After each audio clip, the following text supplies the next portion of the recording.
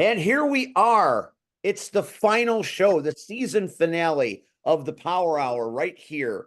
I'm Steve, and I'm a little early tonight, so we're waiting for the folks to get here. We'll see all of them a little bit later, but with me right now is the most important person right now, the woman of the hour. It is our friend Cactus Rack, or what are you going by? Lux? What? Lux exterior. Lux Exterior. And we just had the roller derby this past Saturday night. And not only was it the championship bout in which you were on a championship team, we were just talking for the fourth consecutive year. Yep. Something like that. My memory may be slightly off because COVID, but I believe it is the fourth year. So Amazing. I mean, you've got more than Patrick Holmes right now. goddamn right I do. Tell you, put me in football. I'm telling you Everything what, will turn around. you are one tough woman. So obviously, with the knockouts title bout, that's a huge enough event. But something special also happened after the show was over, didn't it? It did, yes. Walk me through what happened. And we're being joined by our special guest, Ben McCoy, and he will be with us and we will talk to him. But I want to hear about what might be one of the coolest, most magic moments that roller derby has ever had in the history of roller derby. Tell me all about it. So I had no clue that this was happening. I so it was after the bout had ended and my team was getting together for our photo, and he was behind me, and my initial thought is, okay, he's being weird, he's being a creep, and I'm like brushing him off, and I think at one point I was like, Andrew, fucking stop. Never looked back at him How many once. times a day do you say that is my question? At least 20. um and I noticed one of the photographers move away and like point at Andrew, and I still didn't get it. Like I was still like, yeah, he's being weird. Stop encouraging him. Like he's being a creep. Stop. And like, because he was like kneeling right behind my butt. So I was like, he's just staring at it and being a weirdo. And I'm not engaging. I'm not, this is my moment. We just won the championships. It's not about him and it's not about my butt. Um, and But so in reality, it was more about you and your butt than you ever realized. exactly. So I turned around and I went through like so many emotions because first I was irritated. So I was like turning around to be like, Get what out of here, what Andrew. are you doing? Like this is not about you right now. And then and then I thought it was a joke because I saw the size of the ring, and I was like, there's no way that's real. This is a fucking joke. Why would you do this to me right now? And then I realized he was crying, and then and then I was like, maybe this isn't a joke. And then I was like, and then I don't even know if he asked me or if he was just looking at me and I was just looking at him the ring. And then he's like, yes or no. And I thought I'd said yes already. I was like, I said yes, which is very on brand for us. That is very on brand for you. Yeah. And So that's not an easy thing for you, having been married once already. yes, Uh, we both have been married once already. right. So you guys, taking that walk Yeah. into the battlefield, something Ben McCoy knows an awful lot about, is not always easy the second time round. No, not at all. There's definitely a lot of marriage trauma there. So have to work through that. Because I'm already having like flashbacks to every time my ex-fiance and I got into an argument, he'd be like, the wedding's off. So my ex-husband. All right, So you guys need to Netflix and chill. It's gonna yeah, be fine. You guys have been together a long time. You yes, complement each other well, and Andy did it right. he He did. did it in your element. He did it in front of your people, in front of your daughter, in front of the roller derby world.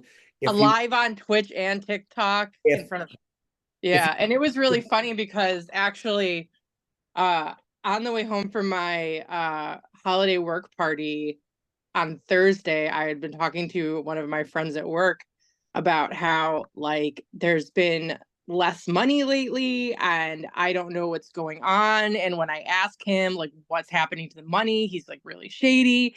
And I like thinking he's out there living a double life and like maybe he's got some kind of addiction. And no, the money's on my finger now. So You gotta give Andy credit for the way he yeah. did it, how he did it, and he involved your people in it. He didn't, but the thing is he didn't tell anybody until he told his mom the day before.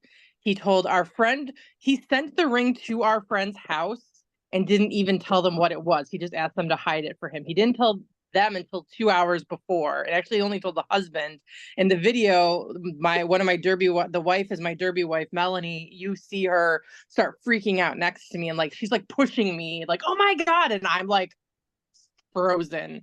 And then he told the photographer that was moving that I was like, stop encouraging him. He had told the photographer so the photographer could get photos for us. And I'm sitting there yelling at the photographer to stop encouraging Andrew and his weirdness. So, But it's so perfect and so memorable.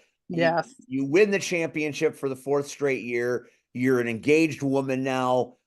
It's an amazing that must have been I am I was up at Frontline and we had an amazing night there, but I can only imagine the amazing emotions that were going through that building with everybody feeling just so happy for you because it hasn't been easy for you and we know this, and Mm, to have it all come together in one night had to be just so satisfying.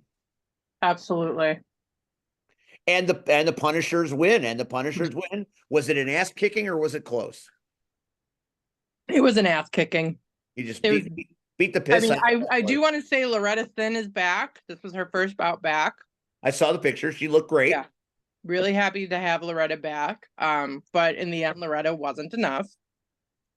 And the Punishers really commanded the lead from the get-go. There was never really a closing of the gap of more than, I mean, I think the smallest gap we had was 5 points was the smallest they could make the gap. And then we obviously grew that over time. As you can see, I got into another altercation, this time with Darling Dottie. Uh, put her through some business, flipped her over. We saw that was a very hotly contested thing. Yes, it was. And all I'm gonna say is if you didn't want to play, you shouldn't have joined the game. A lot of bad intentions, a lot of bad intentions on social media as well. The I knockouts may never also have disappoint. choked the goat of Menendez. Oh boy, Well, he was blowing a whistle in my face, so I choked the took the goat. whistle and I choked him with it. Red has choked many a goat, right, Red? Hi, Red. No, but I rode a goat. Hey, Red. Say congratulations to Cactus. She's an engaged woman now. I can't speak to an engaged woman. I have morals. Wow. Okay, we're gonna Hey, move. girl. Hey, Hey, girl, hey. I am enthralled and superiorly happy for you and Drew. Thank Uh, you. as Steve has says, I think he said it best. You two complement each other so well. And again, I've told him this, and I think you heard it. First of all, any man to step in and help with a woman with a child, and not necessarily that's because she wants the help, but he knows that um, that's just what you do as a man. Mm-hmm. Uh, I mean, shit, that showed it right there. So you guys, you live your best lives together. I pray nothing but happiness and joy with you guys. Again, I love both of you. I We love love you, Red. love Hazel. So this whole family, uh, just one big joyous celebration this holiday season. It's about time we get some good damn news around here. Mm-hmm. He ain't lying. He ain't Then lying. you better get ready for a big party in the We look summer forward to fall. that. We look forward to that. Honestly, that'll be a hell of a time. Cactus, you know what, Rachel, we know that you're not feeling well, and we Wait, appreciate. I have one thing to say before you shuffle me off. I'm shuffling you off. Go ahead. I just want to say that this is proof that you can be a loud, obnoxious, over the top shithead like myself, and someone will still put a ring on it. Amen. A loud, fat, obnoxious, over the top shithead, and someone will still put a ring on it. Merry Christmas. Merry Christmas. Where's the Tylenol? Happy New Year. I have food poisoning. Going to bed. Good night, Cactus. Sleep well and have the happiest of holidays. Good night. Sorry that I'm tapping out, Ben, creator. Everyone have a great night. Thank you, Cactus. Good night. Merry Christmas. Thank you. And congratulations. Thank you. Love you.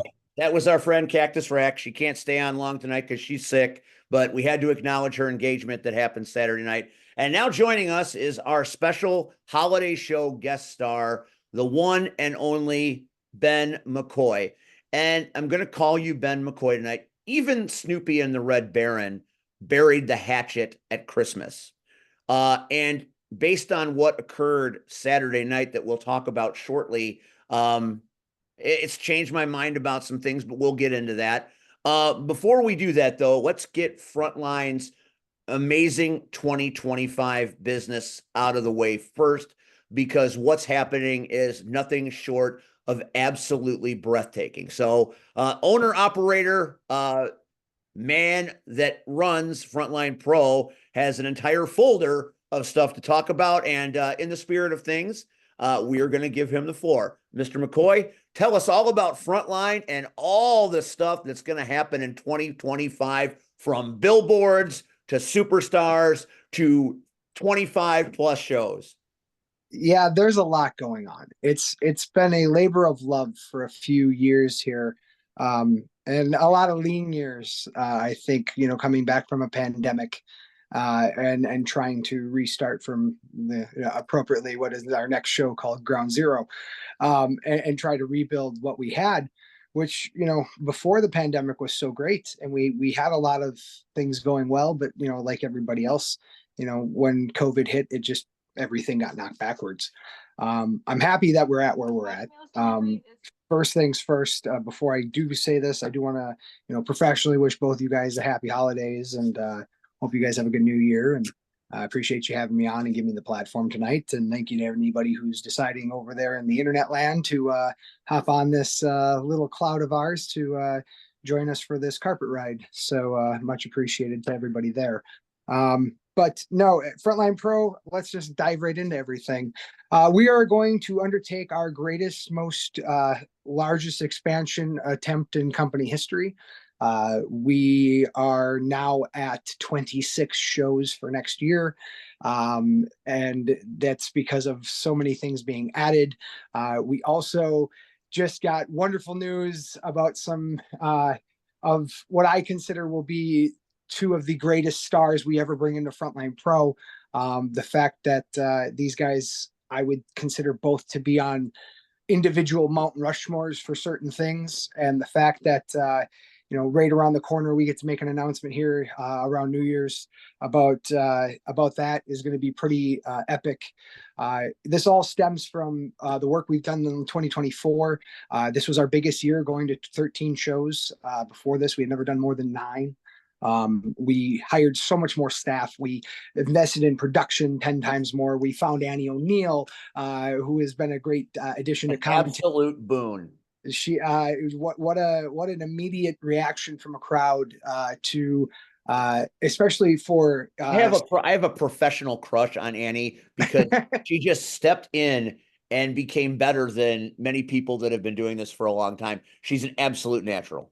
I've been in wrestling for 20 years. I've never had someone tell me that they cleared their schedule for the rest of the year on the chance to work with me. Just the chance. There was no job.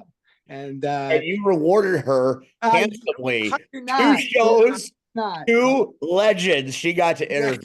I mean, nice work if you can get it. Yes, took you absolutely. 12 years to interview a legend. It took you, and you did the job as well. So there we go. You're a giver of gifts. Well, as the behind the scenes stuff, this is, I find myself in my early 40s now, finding that writing and putting together and organizing things has become such an epic like love affair for me. It's so, there's a different kind of rush. I've been a wrestler 20 years. I've wrestled all around the world. I've been everywhere I can think of to go, besides being like a signed athlete. And I don't. It's a different kind of high. It's a different kind of feeling to find a way, and to put Warhorse and Sierra together, to have that fall in your lap, and then for that to be, in my opinion, it's the match of the year. I don't really know of anybody that's going to beat that.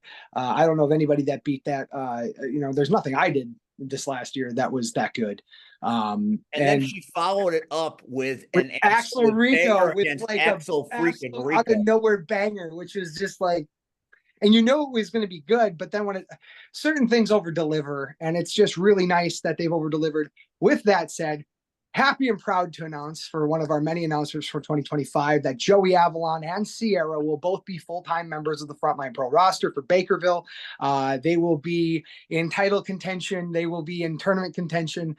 We are going to get the best of those two, and I can't wait, because if you're going to ask me, Ben, what's the first thing I do to build a company? My answer would be, step one, get Joey Avalon. Step two, find someone who can be like Joey Avalon. And then the rest kind of figures itself out. Sierra, on the other hand, rarefied air. I don't even think we've scratched the surface. I think the moon is my prediction for 25 is somehow, some way, she finds her way to an opportunity to fight for the Frontline Pro Heavyweight Championship and somehow wins it. Oh man, talk about moments. You want to talk about big moments? That would be a wildly epic moment, especially with Warhorse Jake Parnell being the winner of the Freedom Cup, with him and Josh Price as of now as the champion, having a collision course for Honor Bound in May. Boy, howdy if that match happens. But I get to come bearing more gifts. How about the first two championship matches of Frontline Pro's 2025 schedule? Yeah. Avalon. I want to talk about the Avalon match. We will. We'll get there in 1 second. All right. Match one for Josh Price as the World Heavyweight Champion in 2025 will be a one-on-one contest with all steel Justin Fowler. Justin Fowler from Magnum Pro Wrestling fame, and from just an absolute independent warhorse, ring general who's been around everywhere. One of the hottest stabbed by Avalon. Him and Avalon had almost got stabbed. I put him in the ring. He almost got stabbed by Avalon. That was the whole thing. We had to convince his lawyers to let him come back. Yep. That was interesting. You never had a stabbing attempt before, but with Joey, you take chances. You definitely do. You never know what you're going to get. There's definitely a roll of the dice with a man who considers himself a jet and literally asks people if they want to see a corpse. Yeah. Just saying, there's going to be caveats and consequences to that as well. I don't doubt it. But with that, the other main event, the double main event for January, is Joey Avalon versus Mustafa Ali. And I can say from what I am so happy about is that I've been in the ring with them in what I consider their very prime, their very, very best. And I think Avalon is still in his prime. I don't think he's hit that zenith yet. I still think there's a couple blocks to go up. I think if anyone's sleeping on Joey Avalon next year, they're dumb. Not only is he writing his best professional performances, his character work, there's nobody better right now, I don't think. No, there's no holes. Not that I can see. Neither. And if anyone can find him, they can let me know. But as far as I'm looking at, in ring, there's nothing. But with that, we have Joey Avalon versus Mustafa Ali. Ali is, we always talk about deep water in wrestling, and Red knows this. We talk about Red knows Ali too. Yeah, Red has obviously known Ali, but Red knows what we talk about when we talk about going into the deep water, taking them to the deep. It's that guy who has that motor that at 27 and a half minutes, he looks like he's jogging. At 35 minutes, it looks like he's a marathon runner who's just catching his stride. And this is a guy who, for all intents and purposes, and I've seen it myself, can go 60 minutes and still have the gas in the tank. And that's, in our business, to find someone like that, you're talking 1 in a million, 1 in 2 million, maybe. I mean, that's to find someone that has that deep of a well like Mustafa Ali does. It's the reason he's as hot of a free agent as he is, which I don't think is going to last very long. I have a full expectation of seeing him on a television somewhere next year, weekly. I just don't see any other option for that guy. He's just simply too good. So we get that, and then he has to go and take on Avalon. And the one thing I love about Joey with this match is there has never been a guy that's more proudly put a chip on his shoulder and said, "Yep, you know what? When guys like you come, they bring me." And he's right. He's absolutely right. When guys like this come to the state of Wisconsin, we grab Joey Avalon, and we do it because that's the guy that, as he said, is not going to embarrass you. That's the guy that when you know he gets in that ring, it's going to be 5 stars, or he is going to literally eviscerate himself trying. And that's Wisconsin's gatekeeper. In a lot of ways. So back to going to further points, we then go to Battle at Bakerville in February, and Battle at Bakerville is going to be on a Friday. It's our first and only Friday show of the year. Bakerville wanted to try something fun and different. We're going to be excited about that. Not to mention January, the location has changed. Mustafa Ali we may have underestimated, and I don't want to say that we underestimated, but I don't really think we fully understood the gravity of bringing Ali in. We simply realized we were going to run out of space at Bakerville. Like, we were going to run out of space. There was not going to be room. So we moved it to Wausau, Wisconsin. We are going to the Wausau Elks Lodge. And, come on in. Hi. And then we got a guest. Hello. There she is. The superstar of Saturday night that may have saved the world. We're going to talk about the sacrifice of Verona is what I'm calling it. Oh Lord, he's so dramatic. He's dramatic. I told you he's dramatic. It's okay. No, it's and we will. But for that we have, like I said, to just really quick get back on topic.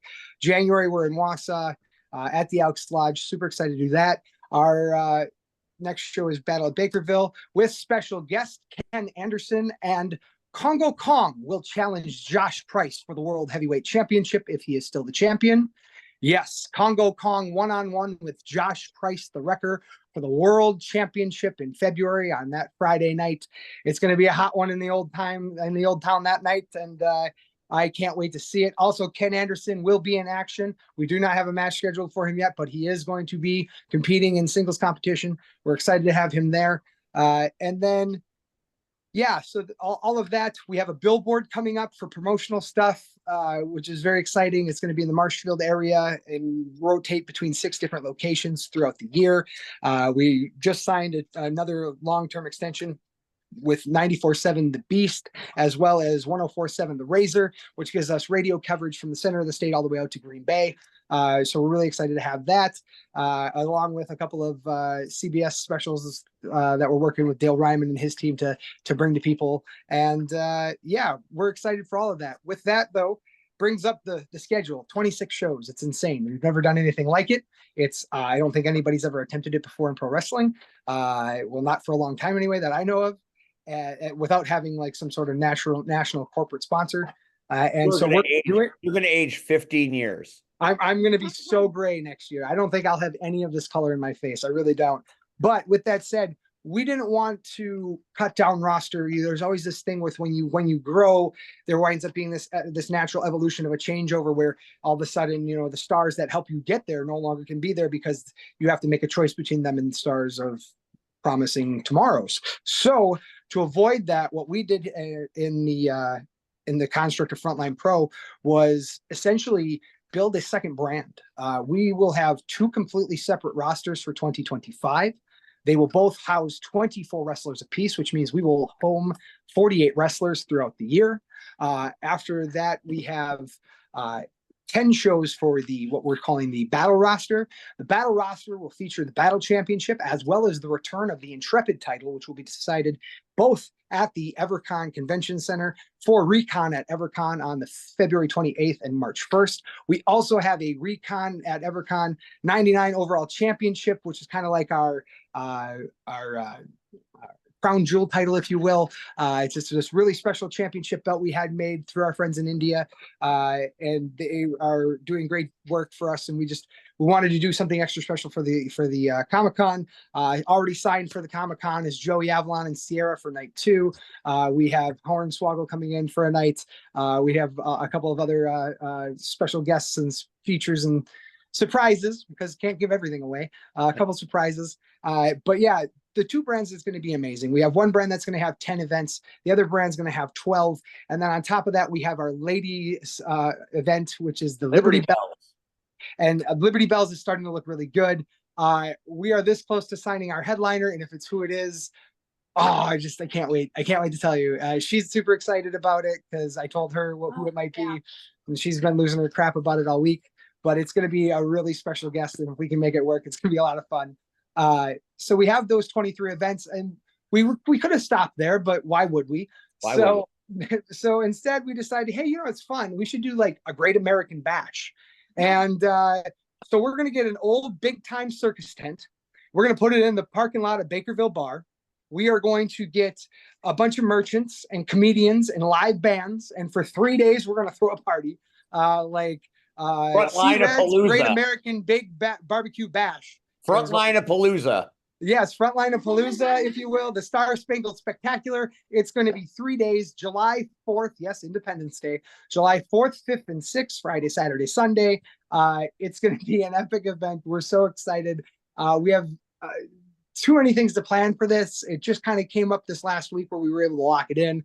This gives us then 26 events, which is just mind-boggling when you think about it, but also very exciting for what we can do going forward. So yeah, that's kind of Frontline Pro in a nutshell going forward. I know that you indulged me and gave me the chance to be business, and I know we had talked about you allowing that, but I'm also not stupid. I know that there's you and there's other people on the internet. I know the JFW guys and other people want to know things from Saturday night, and I've had a couple of days to think about stuff, and I'll level with you. There's certain things I'll answer. There's certain things I won't. I'll try to be as forthright and honest with you as I can be. But that said, obviously it's not exactly something I'm excited about. So you can fire away your questions or whatever you want to do with it. I'll be candid with you. When the assault began, I had 2 thoughts. Number one, the minute you brought that bastard Aaron Xavier into this company, it was inevitable. And I warned everybody would listen and nobody did. So that was the first thing I thought. I saw it coming a mile away because that's just who he is. Number 2, initially, and I'll be honest with you, and I'm not proud of this because I'm not a spiteful person typically, you got what you deserved. Until that moment where that woman standing behind you had seen enough of her father getting destroyed and had to go to the ring against 4 certifiable lunatic idiots that are as violent as the day is long. She wasn't concerned about her safety. She was concerned about yours. And when she reached for you and was cut off by the rapture, to me, that is a moment that will stand in time forever. Because if there was ever a chance for the man that hired me and a man I have greatly respected for some time to return to some sort of form, that to me was the conduit.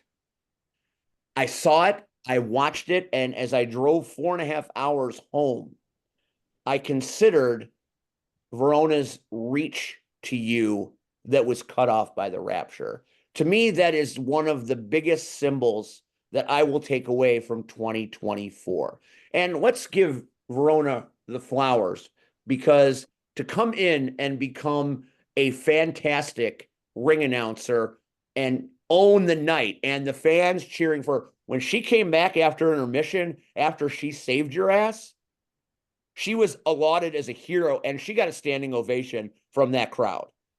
And she has done fantastic work, professional work, as one of the finest ring announcers that I've had the opportunity to work with. So kudos to you, young lady, for stepping in, showing up, and showing out, and providing me some hope that maybe somewhere, someday, we will see Bulletproof again. I'm not 100% sure it happens. That's my take on it. What's your take on it? It's a very, crazy thing that, happened, but I feel like when so much emotion happens that in that moment you're just willing to do whatever it is for that person no matter what they've done because of what they've done for you. And even in those moments when you can't do anything but you're still trying, it just proves that you have respect for them. And I've been in those moments, and he's been the one, to come and help me. So I think we might see Bulletproof again. And if we don't, oh well, but if we do, that would be greatly appreciated. My God, woman, you're a superhero. That is amazing. And it's kind of the theme of the night, think, wasn't it? Pops? What do you think of that when that young lady spoke eloquently about your situation? I want to hear what you say about what she just said. Well, you want to be proud about it, right? You want to. How could you not? I'm a father, Ben. I mean, that moment touched me deeply. I can tell you exactly. Me up considerably. I can tell you how. I cannot be proud of it because I'm the one who put her in that position in the first place. That makes sense. I can have an issue with it because she was forced to be an adult in a situation she should have never been put in the first place. I take protecting my children extremely serious. I understand that she got in the ring, and while I will love her forever and a day for it, I never want her in that ring again like that. I never want her in harm's way like that. I never want it to be because of me or my choices. But that's what I got to realize is that this happened because of me and my choices. And I'm not sitting here and I'm not going to be delusional and be that, well, I'm a good guy now. I'm not going to insult your intelligence. I did what I did. I'm still the same guy that screwdrivered Shaq Jordan in the forehead. I'm still the same guy that screwed Ben Evenson out of the World Heavyweight Championship. I'm still the guy that got bitter and mad and angry and blamed everybody but myself and took it out on everybody around me. There's no way, Dad, I can take that back. There's no way I can change it. That's what I did. So what do you do going forward, right? What is there to do? What do you think about all of it? And it's that you were right and you can, and a lot of people were right. And I was selfish and I was arrogant and I was greedy and maybe a little desperate, maybe a little scared, Father Time doesn't wait for anybody. Maybe Father Time tapping Ben McCoy's shoulder for a while got to me. Maybe I let it get to me. Maybe somehow I found it as the kick in the pants of by any means necessary now, because otherwise it's all going to go away and you're going to lose it. And maybe it's fear. And now I have to sit here and live with the fact that that fear has created something that I was foolish enough to think I could control. And I guess you get told you're great for so long and you're amazing for so long, you just believe people will follow you no matter what, But the results weren't that. I mean, I lost to Adonis Allen on Saturday, didn't I?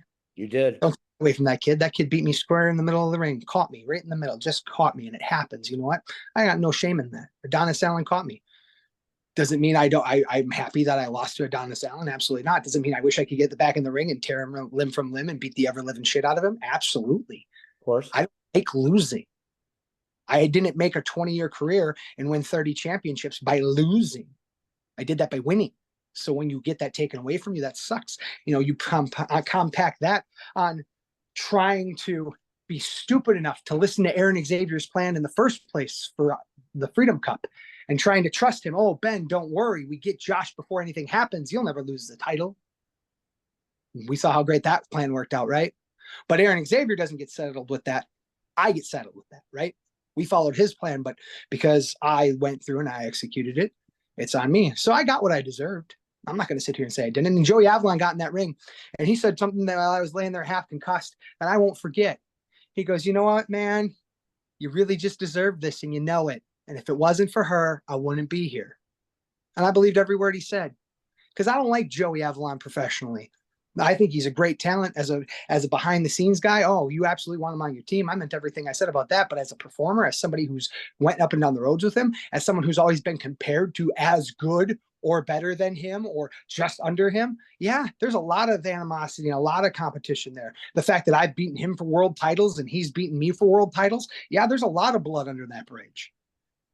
But you know, the funny thing is, it kind of seemed, and I'm going to probably sound like an asshole, but it kind of seemed like the women were the only ones with balls on Saturday night. She came and saved the day, right? Mm-hmm. Sierra came and led the way and saved the day. Sierra saw what was happening to her, and of all the people in the back that I thought would come and run out, the last person I thought would be Sierra. But she did it. Just because it was the right thing to do. And you know what? I have a hell of a lot of respect for that. And I'll see Sierra down the road and I'll tell her how I feel about it. Same with Avalon. But they shouldn't have had to be there. See what I'm saying? The other person who was really brave, if you want to talk about people brave in that moment, was Annie O'Neill getting up from commentary and running to the ring in the entire chaos of that all and grabbing her and taking her to safety and making sure she was okay and getting her out of there. You see, a lot of other wrestling companies might have this happen and they might try to build a big super fight and try to make a little bit of money and make a whole thing out of it. I'm the guy sitting here telling you that those guys touch the only thing that is my purpose in life. Frontline Pro be damned, everything else be damned. Before my kids, there is nothing.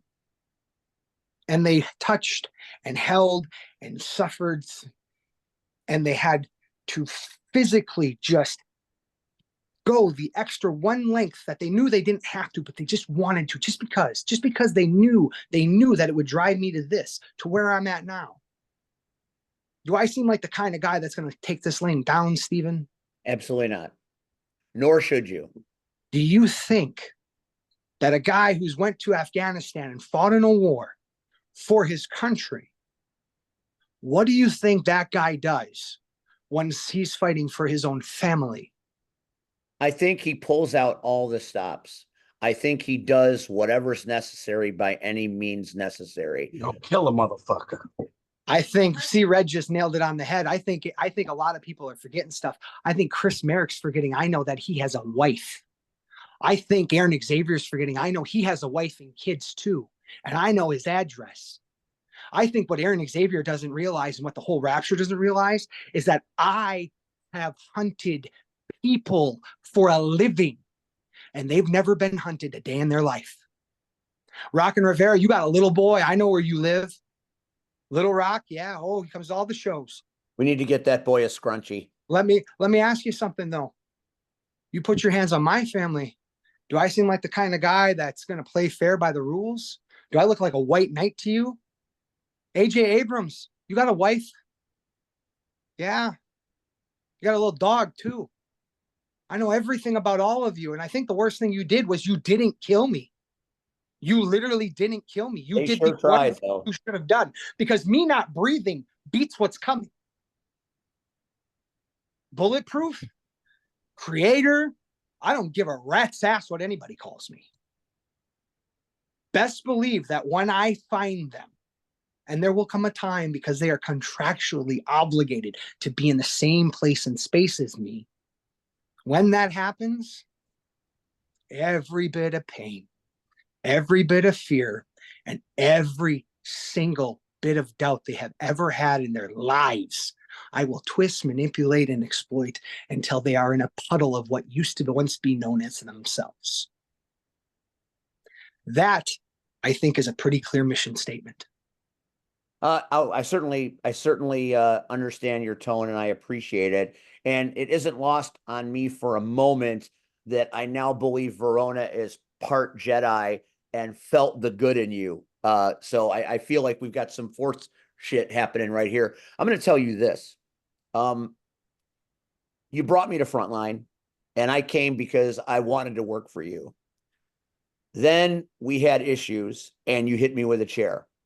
And then I spent month after month running you down on commentary, running you down on social media, because I believe you were trying to destroy something that I hold very dear. When I sign up for a place, when I sign a contract to work for somewhere, I give it all my attention and all my passion, which is what I have done for Frontline. I don't drive 5 hours for anyone except you. I appreciate that. And when you hit me with that chair, our relationship changed, and I was fulfilling my contractual obligation to you. When it was done, I was done, because I wasn't going to be a party to what you were doing to a company that I thought is one of the best I've ever seen. But here we are. Here we are at this moment where we have had a change in the winds. We have had a change in direction thanks to Verona. And maybe I just hate Aaron Xavier a little bit more to want to be part of the team that takes him down.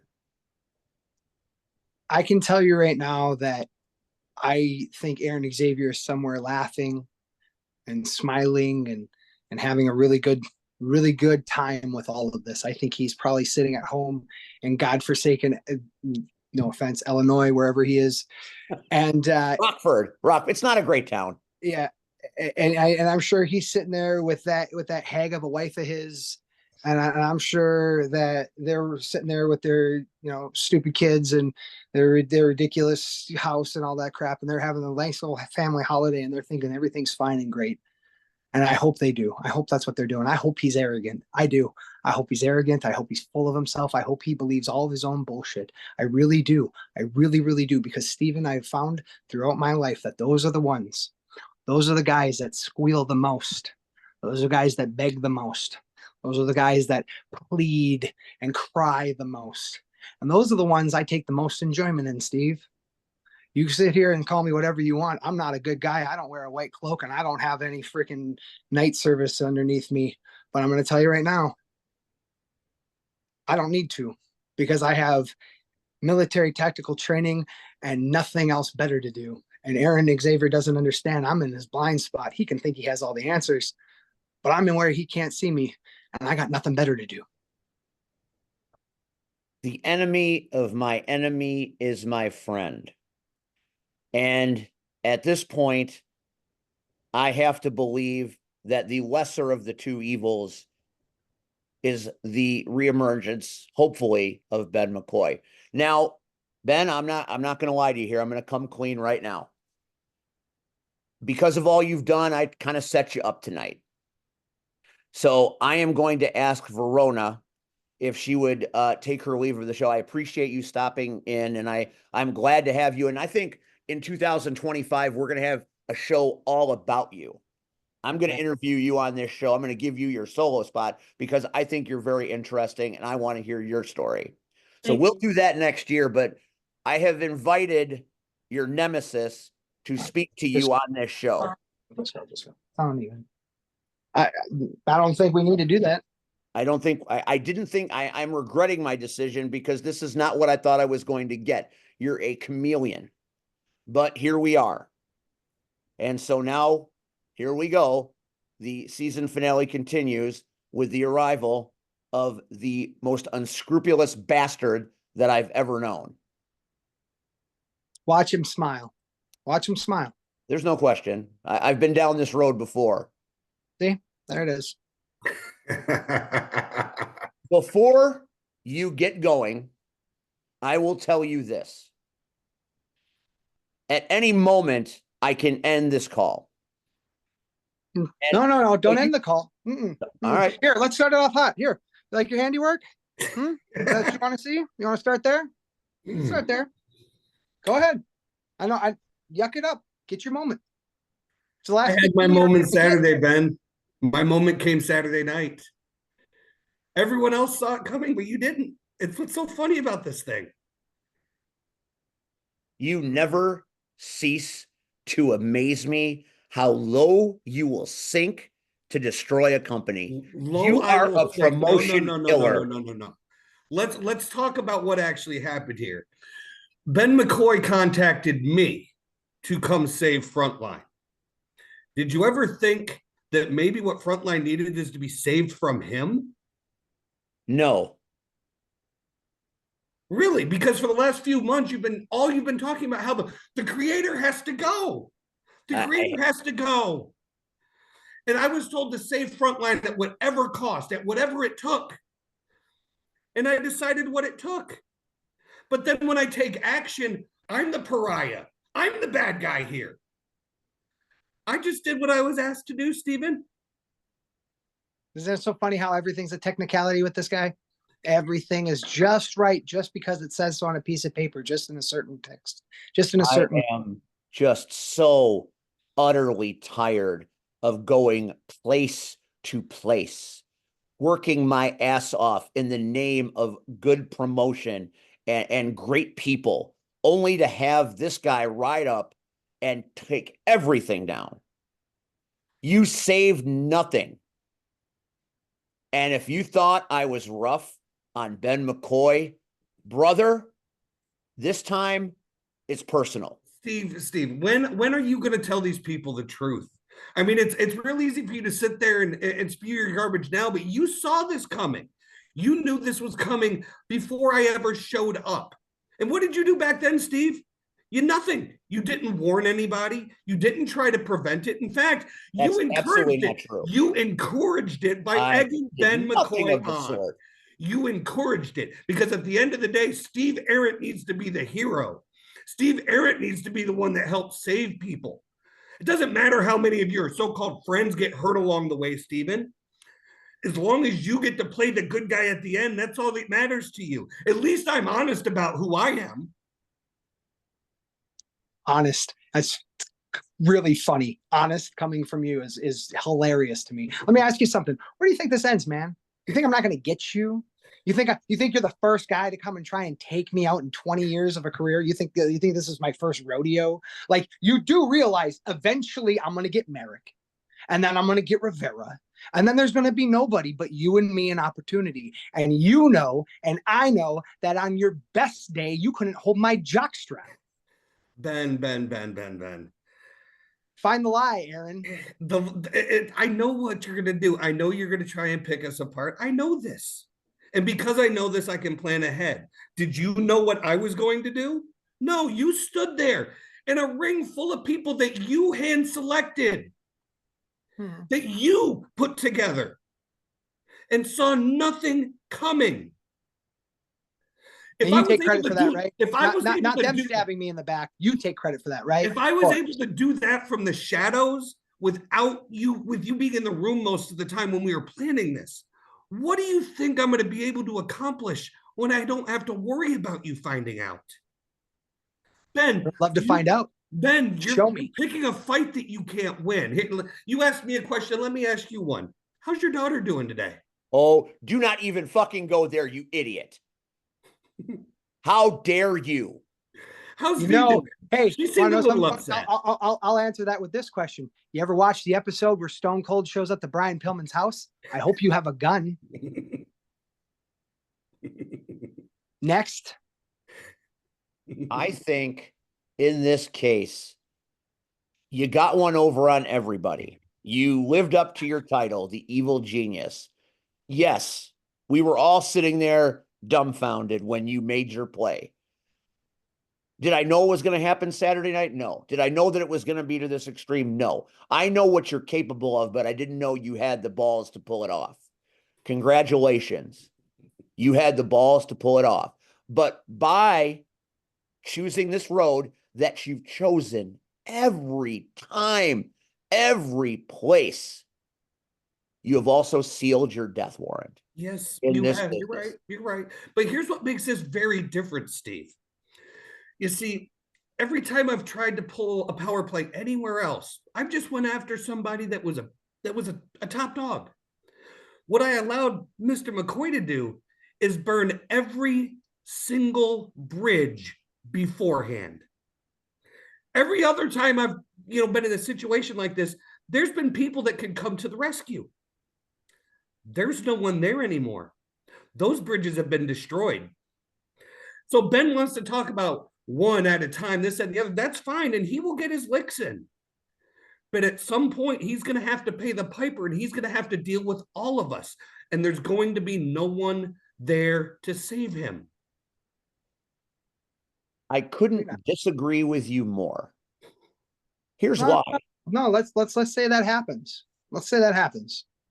And you think I'm not going to get back up and come after you again? Aaron, I have nothing better to do. I'm literally retired from life. I literally do frontline full time. You are nothing but what's going to be on my mind 24/7. I don't have a great family to go home to and stuff like that. I got shambles to pick up and things to fix. You think I got anything better to do than think and fixate my mind on you? And I know that's what you want. I know that you love the attention because you're like a woman that way, and that's all right. But let me ask you this: speaking of attention, how's your wife? You know, I mean, you want to talk about people asking for some? Oh, she's doing just fine. I bet you she is. Why doesn't she come to Frontline Pro? Why don't we get Steve? Why don't you go and call the offices? We'll get her a contract. Maybe she can start fighting your battles for you too, like you have everybody else, right? But eventually, you're afraid of her than I am of you right eventually, this is going to happen. You're not going to run forever. I'm not going to run at all, Ben.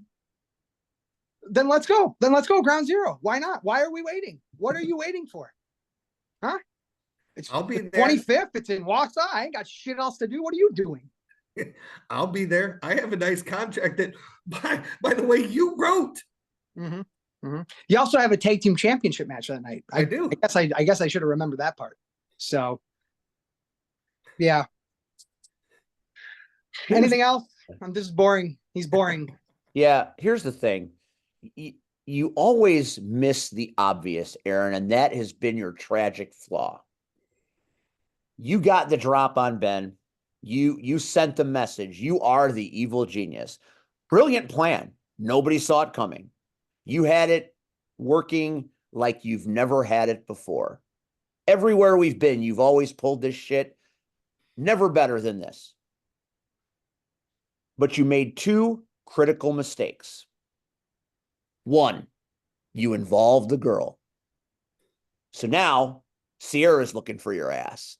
So now Joey Avalon's looking for your ass. And you want to talk about bridges being burned. At Frontline, that's what we do. We build bridges. We fight the fights that we need to fight for the right reasons. Okay. And maybe for 6 months, while you've been parading around like an asshat, I have been running down Ben McCoy, but you seem to forget one thing. I hate you way more than I hate Ben McCoy. And I've never been allowed at any place we've worked to go after you.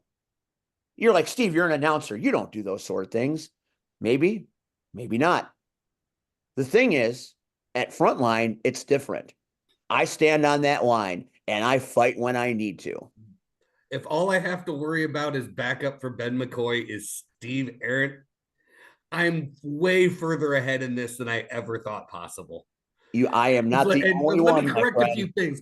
Once I've said before, you cannot like me for who I am, but I am a man of the truth. I did not involve his daughter. She involved herself. We didn't bring her into the ring. She came into the ring. We didn't do anything. We just held her. Was I going to make sure that she did not forget what she was about to see? Absolutely. Because sometimes with children, you have to make sure they learn those hard lessons. Yeah, at 15, right? At 15 years old, they need to learn those hard lessons, don't they? I'm sure you learned your hard lessons at 15, didn't you? Or were you too busy having that golden spoon shoved up your ass instead of your mouth? Oh, Ben. As far as Sierra and Joey, look, they made it clear. I don't know if anyone else heard it. They made it clear they were there for Ben. They were there for V. I listened to Joey Avalon cuss Ben anybody out. to be here for me? Am I asking anybody? Do I look like I'm looking for a partner? Do I look like I'm looking for friends? I'm looking for you, you dumb bastard. I'm looking to beat you up and hurt you. I'm looking to do what should have been done 5 years ago and end your career and get the cancer of you out of professional wrestling once and for all. You seem to have this whole big grandeur thing. You're not focusing on what's right in front of you. And that's a pissed off 195-pound buzzsaw ready to tear you apart limb from limb. So I think you should get serious because I'm going to find you. Ben, you keep saying you're going to find me. I'm not hard to find. Look at how worked up you are, Ben. Mm-hmm. Look, if I've gotten you this worked up already, this was just the first step. You need to pace yourself. You're in for a long haul here, buddy. And I think you're in for a way shorter cliff than you think, brother. I think you're gonna walk right off the edge way faster than you think is gonna happen. You think I haven't beaten a group before? You think you can trust Merrick? You think you can trust Rivera? You think you can trust Abrams? If they can do it to me, they aren't gonna do it to you. I mean, you're this mastermind dastardly, guy, right? Like, you at least know that, right? Oh, trust me, I trust nobody. I'm not like you, Ben. I don't blindly trust. I work in business situations, and what is good for business right now is those three and myself. I know it, they know it. What I won't have them doing is bowing before me and treating them like less than. It's not blindly following. It's called being loyal, because I treat them like equals, not like you. Well, you can stack your guys' resumes up against mine. I don't see where we're equal. You have never treated anybody like an equal, even when they were better than you. Your truths are selective. Your lies are ridiculous. You might be the evil genius, but now you're in the crosshairs. Steve, what did I say about this situation that's been false? I didn't say I've always treated things like that. It's called learning from your past mistakes, Steve. You never do. You still run your mouth. You still never do anything to back it up, but you still run it. And Ben is going to learn. You want me to back it up? Hey, you do it. No, I think we should. But you know what? Instead of making it an unfair fight, no. He wants this. Let's do something. Hey, why don't we have AJ Abrams fight Steve Arendt? Why not? There's a member of the Rapture that doesn't have selective wrestling training. It'd be fair against a commentator who doesn't have selective wrestling training, right? You're all a man of opportunity, aren't you, Aaron? Right? You're equal. Why don't you show us how equal you are and give Steve a match against AJ? You present the contract to AJ. He is his own man. I will advise him, but like I said, I don't tell them what to do. We are in this together, Ben. They have chosen to be by my side. They have chosen to follow the path that you put us on.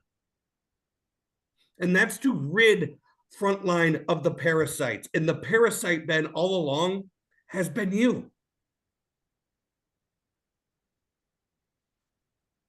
You know, I've been called a lot of things. I've been called an infidel, been called a gaijin, been called every conceivable name you can think of on like 7 different continents. And I always find it funny that when someone who has less of basically everything in every category compared to me runs their mouth the loudest, that it always feels like an old adage my dad says, which is, why is the lion ever going to get mad at a mosquito for biting his ass? It doesn't. And had you just bit my ass like a mosquito, Aaron, I wouldn't care about you. I really wouldn't. But then when my daughter came in the ring, and you could have walked away, you could have just let her lay on top of me and let it be. Nah, you weren't going to do that, man. I'm not dumb. You're going to spike pile drive me on that chair in front of her. You're going to try and break my neck. You're going to try to take me out for good. So then there was no way for her to ever feel safe again. You wanted to take that from her. And you wanted to do it because what? You thought it was funny? It was entertaining? It was amusing to you? What? It's like the way you and your wife get kicks, right? So that's why you did it, right? Because it's not for any real reason. You'd actually have to have a thought process for that. You'd actually have to have some sort of, actual mastermind plan. And Aaron, you don't strike me as that. You never have. You're a lot more like the Joker talking about chasing cars and a dog. You're a dog. I'll give you that. I just kill dogs. See, maybe you should listen to your friend Steve. If there's one thing I've never been accused of, is being somebody without a plan. Do they always work out? No. But no one's plans always work out. This one has, so far. And Ben, the plan wasn't to hurt you just for laughs, just for kicks. The plan was to get rid of you for good.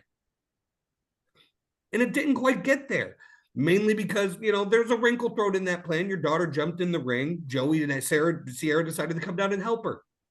We adjust from there. But Ben, like I said, you were in this alone. And I understand the man in you, the machismo, the ego in you wants to say you can get this done all by yourself. And you might here and there have some success with this.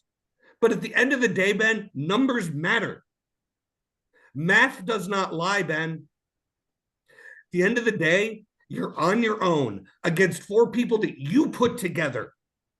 And if you put us together, Ben, you can run us down all you want. You didn't put together 4 guys that can't hold their own. You know this. Deep down, you know this. At the end of the day, time's going to run out. Your luck's going to run out. And Frontline is going to be without you and better for it.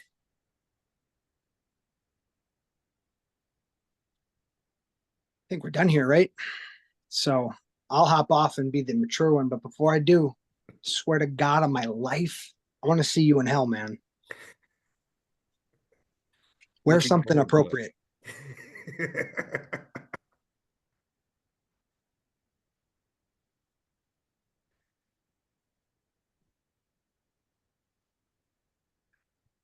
Hey Steve, have you seen the beautiful new artwork I have in my office? Come on, let me get this up here.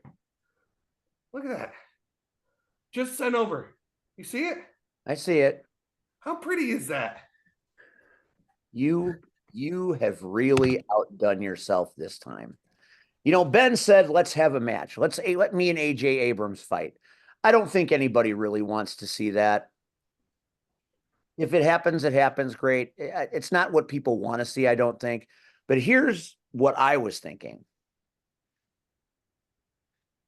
One of these upcoming shows in 2025, why don't you join me in the ring for an episode of In Focus? Let's have a conversation, you and I, one-on-one in that ring. What do you say, pal? Steve, What I do will you say, sit down genius? with you. I will sit down with you anytime you tell me. Just let me know the time. I will show up and have a conversation with you. Steve, I've never hidden from you. I've never hidden from anybody. I'm not hard to find. But I do have a lot to say. We have a few minutes before we have to shift topics. And C Red hasn't been given the opportunity to speak. And since you and Red have a past and maybe some allegiance, Red, you've listened to everything that's been said. What say you about all you've heard?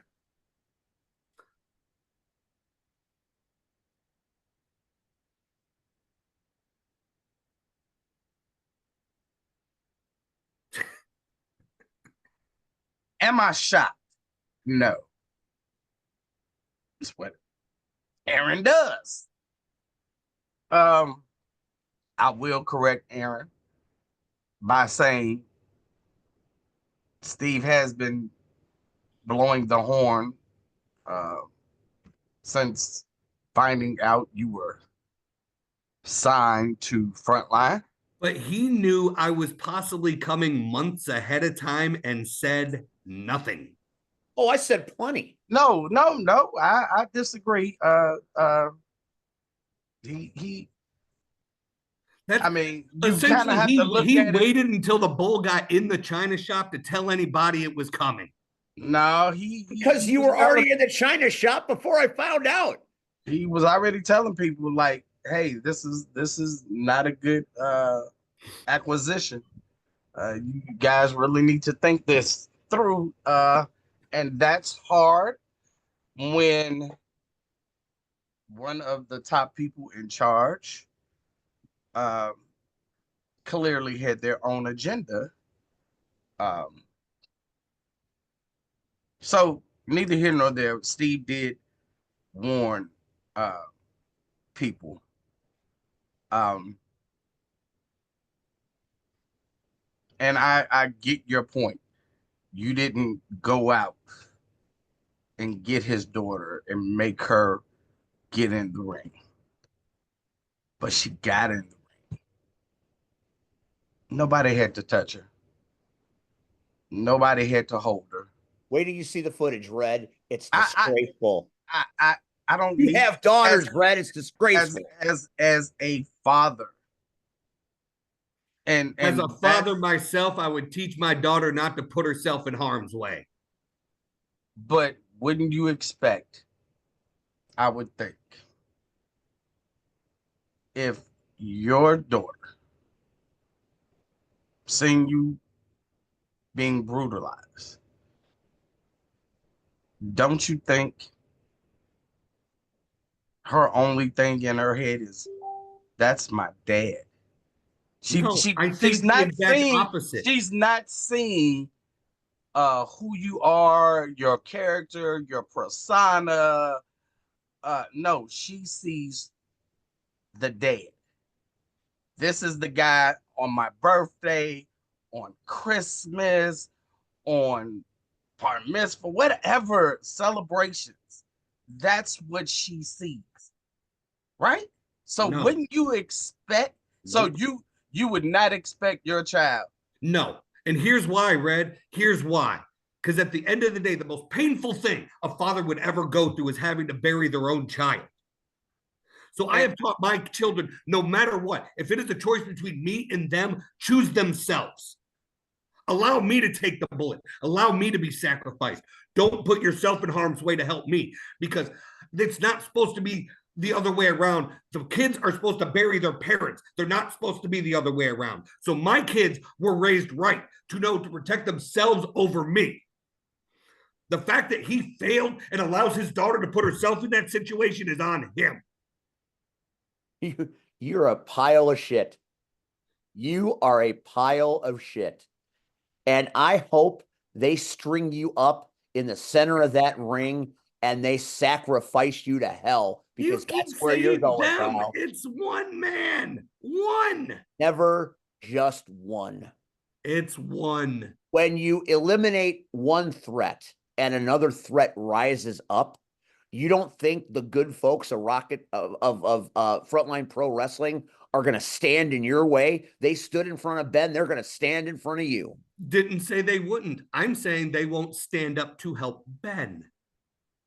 You'll be surprised what happens. Okay. Where were they? Where were they Saturday night until V got in the ring? Well, like I said, you've already got Where was Price? Where was Price? Where was Kid Lat? They were both there. Where was Shaq Jordan? Where was Joey Avalon right up until the point he was dragged out by his chest hair by his old lady? Nowhere to be found. Ben is on an island and he knows it. You know it. I know it. You know what? I should thank you. I should thank you, because you have revealed yourself as the true evil. Never hidden from it, Steve. And I want to believe that Bulletproof can return. And you know what I've decided tonight? That I'm going to do everything in my power to find a way to get Bulletproof back, because there's one man on this planet that you can't beat, and it's Bulletproof Ben McCoy. You are going to burn in the fire of your ambition, and you are going to fail epically, and I am going to stand over your smoldering corpse, and I'm going to do the running man, and I don't dance. Steve, once again, we're on different wavelengths. You keep saying things like beat. I'm not here to beat Ben. I could care less if Ben pins me. I said I was going to eliminate him from Frontline. I'm going to get rid of the parasite that was affecting Frontline. I'm going to save Frontline, whether they want me to or not. The bottom line is Bulletproof Ben McCoy is alone. And at a certain point, time is going to run out on him. All it takes is one time for him to get stuck with that spike pile driver from me and Merrick. And his kids are going to be feeding him through a straw like Christopher Reeves for the rest of his life. You son of a bitch. So he can choose to do the honorable thing and just admit defeat and go out the quasi-hero, or he can choose to fall on his own sword. It makes no difference to me, because at the end of the day, the result is the same. It's not going to happen. It's not going to be like you think it's going to be. And once Ben's gone, do I think everyone's just going to roll over and play dead? No. But that's when we get back to the drawing board. There are going to be people that stand with Ben.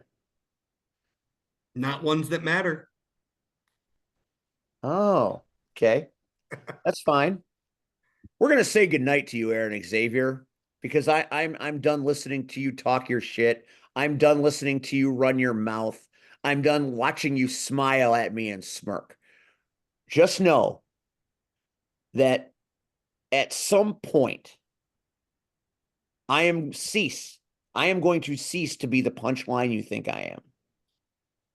All the fat jokes, all the shit you've put me through for 12 years is going to come back and get you. Okay.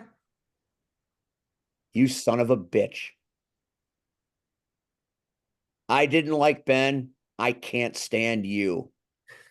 And whatever you do, I will be there to call it, to commentate on it. And I will put myself in harm's way to see that your plan fails. Because you may say that I want to be the hero. I don't want to be the hero. I just want to see you gone. That's my mission statement in 25. You want to take the creator, Ben McCoy, away? I want to take you away. Difference is I have the ability to accomplish mine, Steve. We'll see about that. We'll see about that. Give my best to your wife. Oh, I and will. Your children. I will. And have yourself a great holiday season. I always do. You rat bastard. God, that son of a bitch.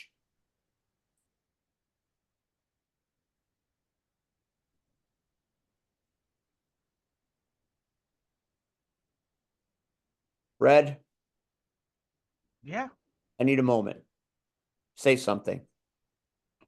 Talk me down off this ledge. It's just you and me now. It's the original Power Hour.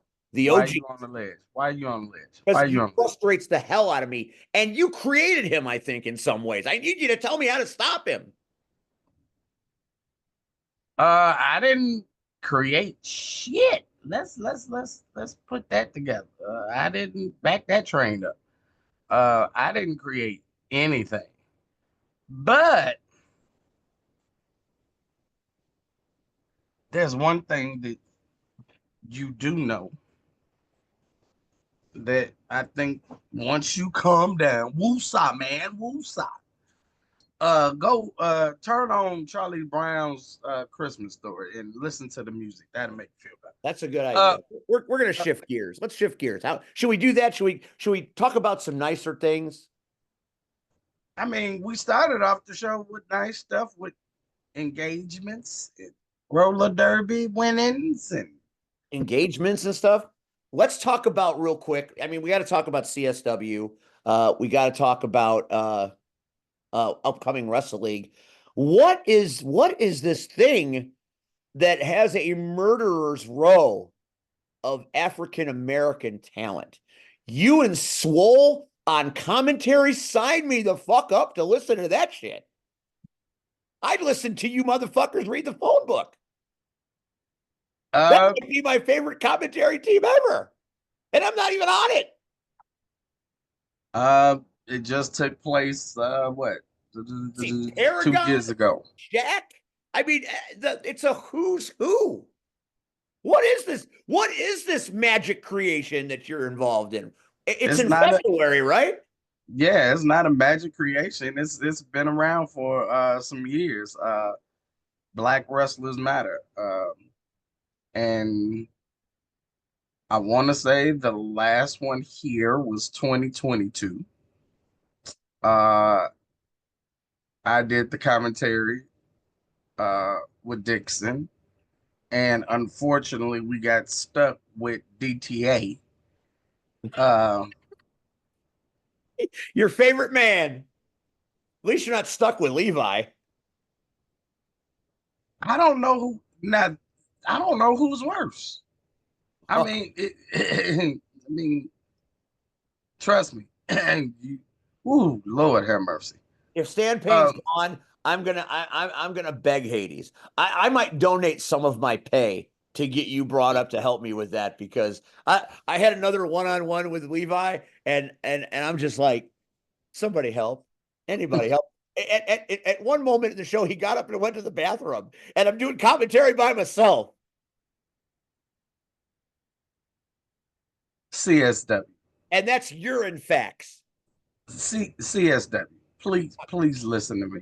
Please listen to him. I'm not expensive. I can hold my bladder. Not bad for an old man. Right. I'm an old man and I can hold my bladder. You know.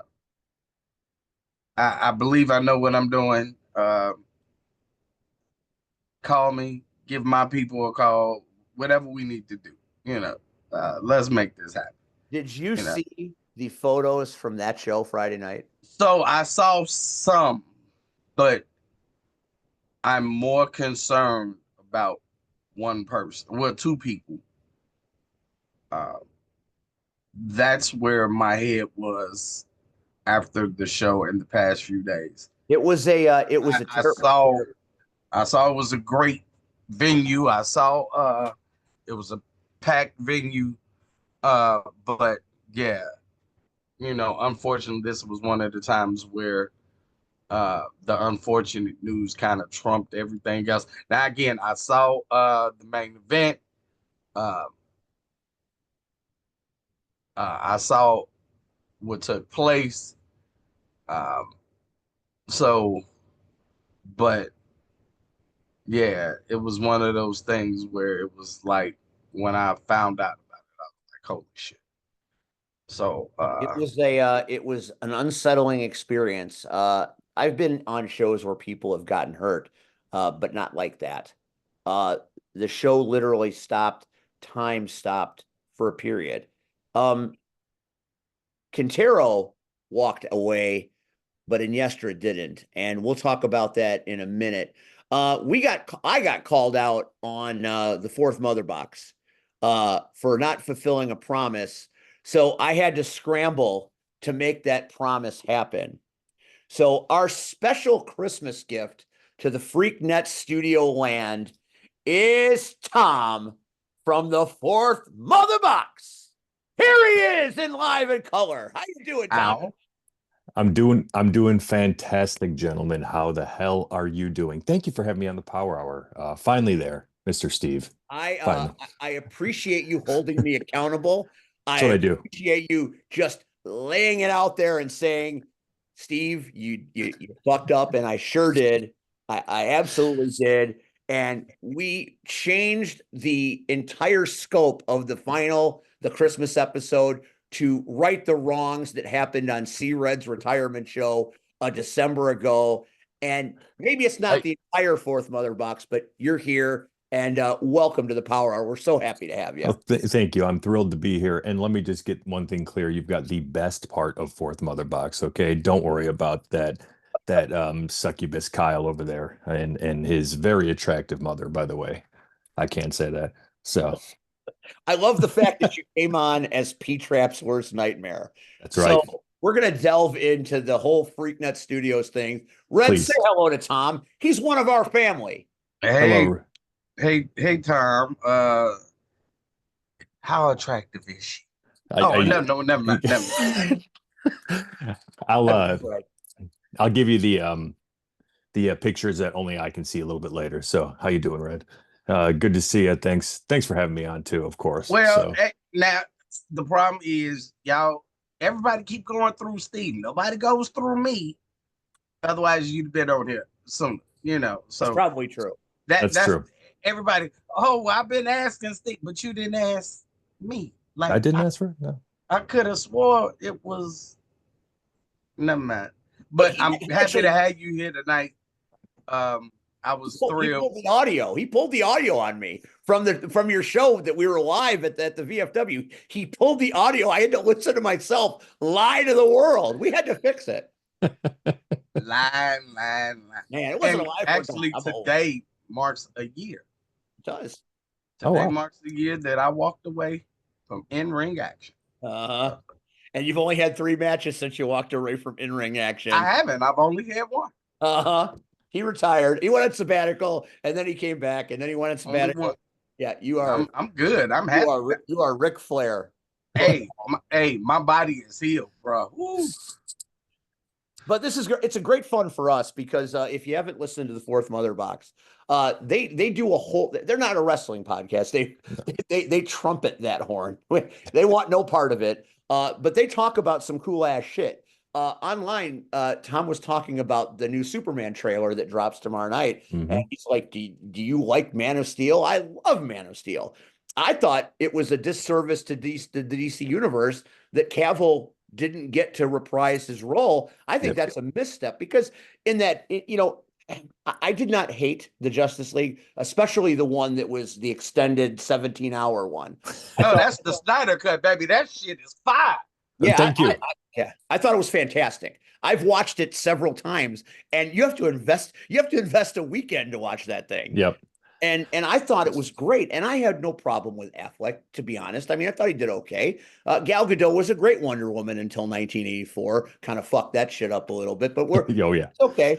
And as tough as it was to get through the Flash movie, it was still great. It was still great to watch, and I got Keaton back. So, there's a lot to like about what's going on in DC. Now, David Cornsweet may end up being the greatest Superman of all time, and I would be happy if it's true. But man, I fucking love Cavill. And then Cavill shows up in Deadpool and Wolverine, and I almost love that fucking more. Yeah.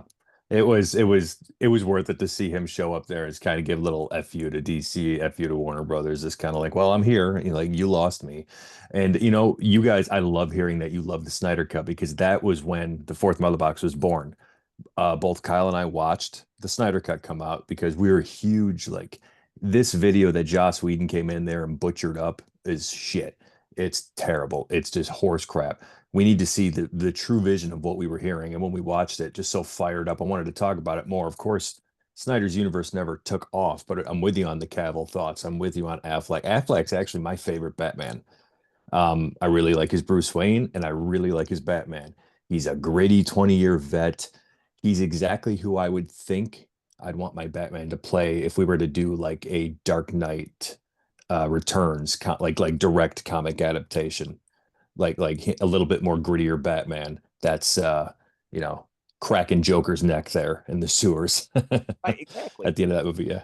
There was so much to like about it, and I didn't hate the original cinematic Justice League film that was in theaters, but when I saw the Snyder Cut, it really was a much more powerful cinematic statement. And I thought it did those characters much better justice. And I thought the involvement of the Martian Manhunter and some of the other things that happened, and that gritty sequence at the end when Superman has lost all hope and it's going badly for everybody. I want to see what happened next. I'm disappointed that we didn't get there. Shit. I mean, shit, the Joker done flipped the fuck out. And that's what happened, and Superman lost his shit. But that's all we know. Like, that's it. Like, and I'm gonna be honest. I knew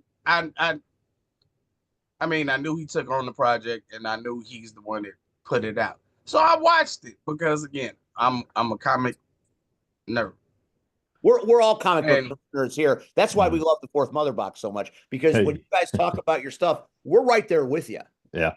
So I was 2 years ago, I got the 50th anniversary Mego DC originals. Very cool. In my room, I have those sitting up there because they meant a lot to me when I was a kid. Absolutely. So I've loved superheroes my whole life. Are they the originals or are they the 50th anniversary reproductions? I mean, okay. my originals were destroyed because I played the hell out of them when I was a child. So, because we didn't know to collect toys. We played with toys. Well, I went through this day. I went through Death Star to find that out. But I watched it and I was like, it was good. It was good. And then everybody, there's the Snyder Cut. And I sat in one sitting. Fuck going to the bathroom. I sat there. I watched. And there was so much more that was explained in that version that when you rewatch the Snyder cut again, you say, well, shit, why wasn't that left in? Because they'll play Justice League on cable like they ain't got shit else to do. Mm-hmm. You know, they like, hey, we need to fill 3 hours, put Justice League on. Okay. Mm-hmm. And if I'm flipping, oh, well, this is probably the best shit that's on. So I'll leave it. But then I'm like, and now you on this, that shit don't make, never mind. Let me cut this shit off. And I bought, or not bought, but I paid for Cinemax or Max just for the simple fact that I can watch the Snyder cut anytime I want to. Now, how fucked up is that? That for the next 6 months, I'm spending $3 a month to really watch what like all the shit that's on there that I haven't watched yet, like Peacemaker and none of that shit. Peacemaker's good. I love that. I haven't watched anything yet. I'm still stuck on Snyder's Justice League and Justice League animation. And for me, I've always told people Marvel does better movies, DC does better animation. Because if ain't nobody saw Crisis on Infinite Earth, all 3 fucking parts, back to back to back, fucking, I don't know what you're doing with your life. Oh, yeah. That shit. Yeah, Justice League Dark, the Apocalypse War, like my God, Flashpoint Paradox, all those are so good. Yeah. For them to show everybody fucking died, I'm like, that's how you do it, Marvel. Ever watched a cartoon? Let's call it what it is, a cartoon. Yeah. You know, and they fucking die. We see them die, blood, fucking dead. Oh shit, I'm sold. You can't say that on the internet, but you can watch it in anime. That's where we are at in 2024. Let's go. But that's the crazy fucking part. Like, you never thought in a million years you would have saw the heroes that we love and have grown to love in the animation fucking get murdered. That's right. You just wouldn't have saw it. You know, you'd have heard. Killing Joke is still one of the best animated things I've ever seen. Oh, yeah. Well, that's rough. You know what? It's easy to watch it. I like the film, movie, cartoon, whatever you want to call it.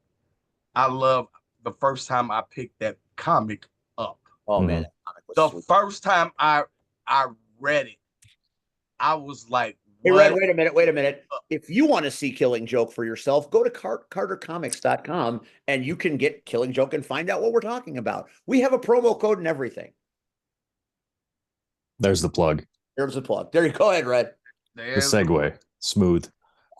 Transition is not my thing.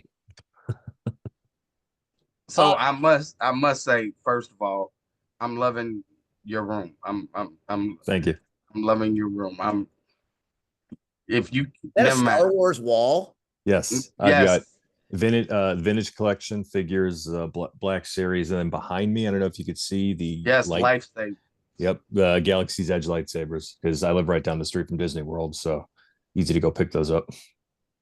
I've been Star Wars since '77. Oh yeah, 7-year-old kid. It's been a part of my life, and I find ways to enjoy every bit of it, even though people love to rip on it. You know, the first time I saw the prequels, I was an adult. I wasn't a child anymore. It didn't feel the same, but as I watched them more and more, you know, on video or on DVD and on streaming, I love them. Yep. It makes the story so much richer. And I'm one of the few people that enjoyed all of the J.J. Abrams stuff and the Rian Johnson one. I think there's good in all of it. Did I like everything that happened? No, but I just loved the fact that it was happening. And I watch all the TV shows. I don't know what my life would be without Star Wars. I'm right there with you. I do another podcast called Jedi Talk, which is kind of, you know, it's definitely way bigger than JFW, Travis, just FYI. Way bigger than JFW. Travis didn't think you were going to be on tonight. I didn't tell Travis because I'm like, Travis is going to be like, fuck, I can't believe that happened, because he loves to dog me when I make mistakes. So I waiting for Travis to eat a little bit of crow, that we have a relationship. We know who you are. We love who you are. And That's I right. let you down, but never again. So yeah, and to just kind of circle back on your Star Wars talk, I'm one of the rare ones where my favorite Star Wars movie is Episode 8, The Last Jedi, the one that everybody loves to run into the ground. It's my favorite one. So yeah, and I defend it staunchly on the air all the time against Kyle, against anybody who comes to me about not liking the film in particular, and they're out there. The first time I saw it, I was kind of like, what just happened?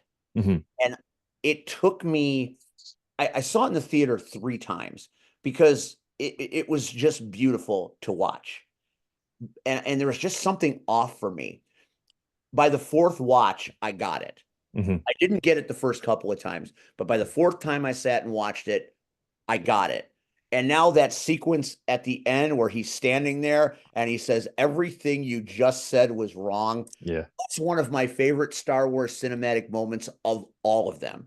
Yep. That's right up there with I love you, I know. That is an iconic line. And you hear Mark Hamill talking about, it wasn't what he wanted, but he did it because that's what he was required to do. I mean, the easy layup is to remake the films, and J.J. Abrams more or less in some ways did. But Rian Johnson really took some chances. Yeah. And I think in the end, I think that movie is going to be something that people are going to turn to far down the road. I've been saying that forever. We've been saying that forever. And the same feeling I get from the scene from that movie is just a little bit sooner.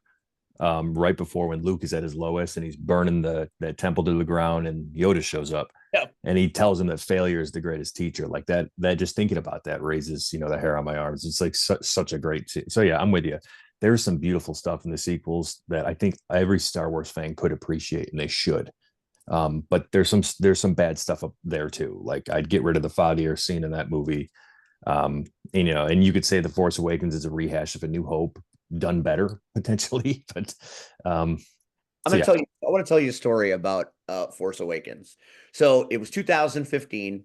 My son, who is now 17, in 2015 was 8 going on 9. And that night, my wife obviously had seen Star Wars as a kid. She said, I'll see it. And I took my 2 sons and my wife, and we saw it, and we sat there. And, I did not hear the spoilers, so I did not know what was coming. And when it happened, it was so disturbing, and I felt so violated that I walked out of that movie in an absolute daze. I mean, I think I saw Force Awakens in the theater 10 times. Oh, wow. I just couldn't get enough of it. Yeah. I really enjoyed the characters. I loved I loved everything that was new. I was really into Rey. I thought Finn was pretty cool. Like Poe, thought Kylo Ren was an interesting, Darth Vader-esque character and, a Star Killer. But, everything about it to me was good. And obviously, when they ran past the Millennium Falcon and they called it junk, and when Han Solo and Chewie walk in, Chewie were home. There are so many moments that were designed to make me cry. None more so than on that bridge. But God, yeah. we get in the car, and I started up, and at this point my senses have been assaulted for 2.5 hours, and I am processing all of this, and at that point in 2015 I am 45 years old. Okay, so I am not a young man. I turn on the car, and I'm just sitting there, and my wife says, "What's the matter?" And I just started sobbing. Like not like attractive sobbing or manly sobbing. I was sobbing like I lost a family member. Yeah. And she's laughing at me. And my little guy's like, "Why are you laughing at Dad? He's upset." And my kids are coming to my defense. And she didn't mean anything by it, of course, but she'd never seen me like that. That's the power of Star Wars. Absolutely. And I tell that story to not, iterate, the movie itself. It's the experience in my life. It's been with me my whole life. And that's the power and magic of film in our lives. And I thought that was magic. Yeah, you nailed it on the head. Yeah, it's the power of Star Wars. And it could be everything else, but Star Wars just takes a hold on you. It does its best with escapism. And, I'm excited for the new stuff, like the Skeleton Crew that's out right now. I've been really enjoying watching that. Me as well. And you know who hates Star Wars and who's a terrible person, and that's Travis T, the leader of the Hen Crew over there on The View and JFW podcast. Can you believe that? Can you believe it? He's a barbarian dwarf and he's a Star Wars hater. What you have a very tempestuous relationship with Pac-Man, P-Trap, PX. Talk to me a little bit about that. What went wrong? You know, P-Trap was an interesting one because I saw JFW was right for the picking, so to speak. And let me just get one thing solid out of the way. I've known Mike, and I'm going to call him Mike. I'm not going to call him the Amazing Turtle or the Uninspired Tortoise, whatever he's been calling himself lately.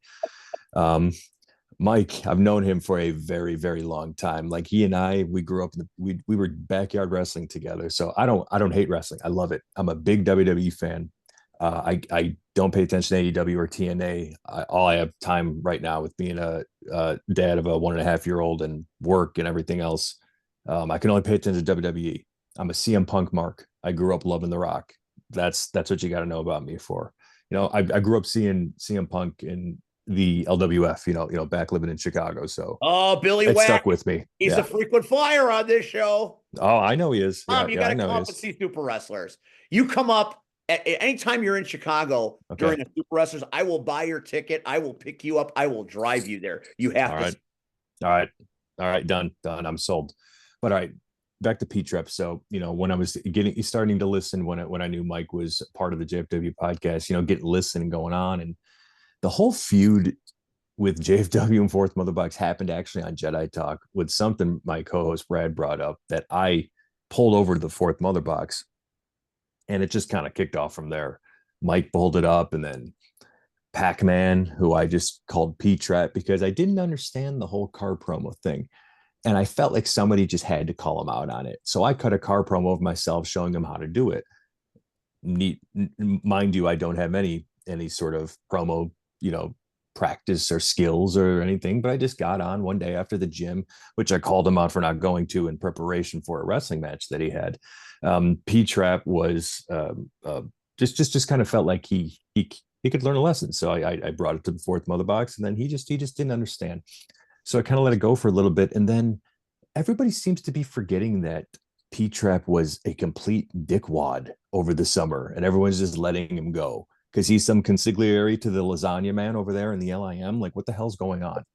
I just don't understand it. And like, I feel like I have to be the one to keep this on his shoulders and not let it go. You know, I'm a Batman fan. I am vengeance. I'm the fucking Knight, P-Trap. I could show up one day sitting in your corner, looking through your window and saying, Big Red's here. Let's go. I told you I was going to show up, and you didn't meet me when I was out there for Kyle's wedding, but I was never going to hit you. I was just going to reach my hand out and say, I appreciate you for showing up. And I really enjoyed what you were doing, because I was enjoying you going off on your path there. But now you've strayed back, and you're back in the Good Boys Club, and you're interviewing wrestlers at RPW. And I don't know, somebody has to teach him a lesson. I feel like it's me, Steve. Red. Hey, I feel like it's me. I would pay good money to see that happen, because I know that promo you just cut, I Am Vengeance, is better than some of the promos that I have seen. So very nicely done indeed. Thank you. You know, it's great to be in a kind of a club or the Freakneck Studios, because all the shows have their own diversity and interesting characters, and we like characters. We like your character. I think you have one of those voices that I would listen to reading the phone book, because it is just, you have like the great radio voice of all time. I'm just loud and obnoxious. That's my shtick. But you are like the great, or shut up, Red. You know, take it, Red. You know, you've had to listen to it more than anybody. I'll give that one to you. But I feel like you're like the Rhodes Scholar of the Freaknet Studios. Like you're I like that Jedi master that kind of sits in the Jedi temple overviewing everything. And when Travis T decides he wants to become part of the Jedi Council, like, no, not yet. Here's my Cal Kestis lightsaber. That'll be my Jedi master. Look at that, Red. Look at that quality. Look at that workmanship. That Cal Kestis lightsaber. Yep. Travis doesn't understand it. Jedi master. That's a Rhodes Scholar of Freaknet Studios. You heard it here first, people. Travis. Shit. Travis loves to hate me, and I don't mind being hated by Travis because it's harmless. And sitting on commentary with him at Rocket Pro Wrestling, it's just one big insult fest. That's what he brings to commentary. He insults everybody, oftentimes for no reason. It works. I mean, he gets into fights with the owner of the company on commentary. If you talk that way to your boss, you get fired everywhere else but here, and he gets paid and applauded for it. So It's true. the generosity of certain wrestling promoters never ceases to amaze me.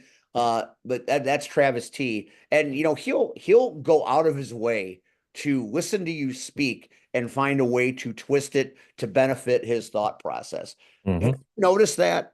I've absolutely noticed that. Currently, like right now with the whole Star Wars battle, he'll try to go watch it, but then he'll start picking things out, or pick pieces of the story that don't make sense, and he throws it in your face like, no, this is why it sucks, this is why it's bad.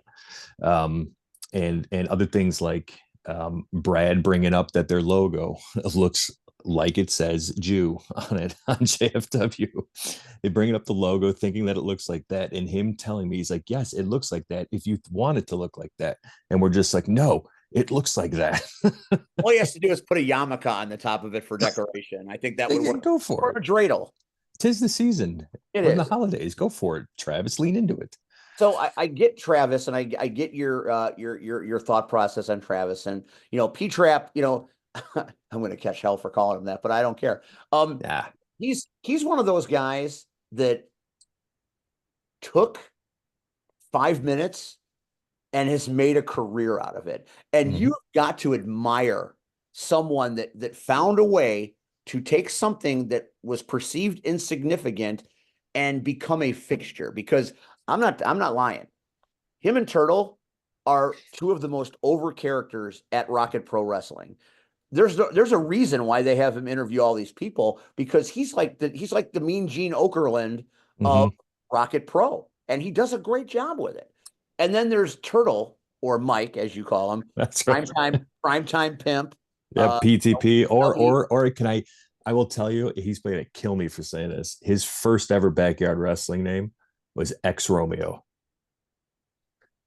Get the fuck out of here. Yeah, there you go. He's going to fucking kill me. That is what we might call this episode, the return of XROMEO. Please do. That is the greatest thing I've ever heard in my life. I think I think next year, that's what I'm going to call my fantasy football team. I think you could use that. That is a carte blanche term. How did that not take off?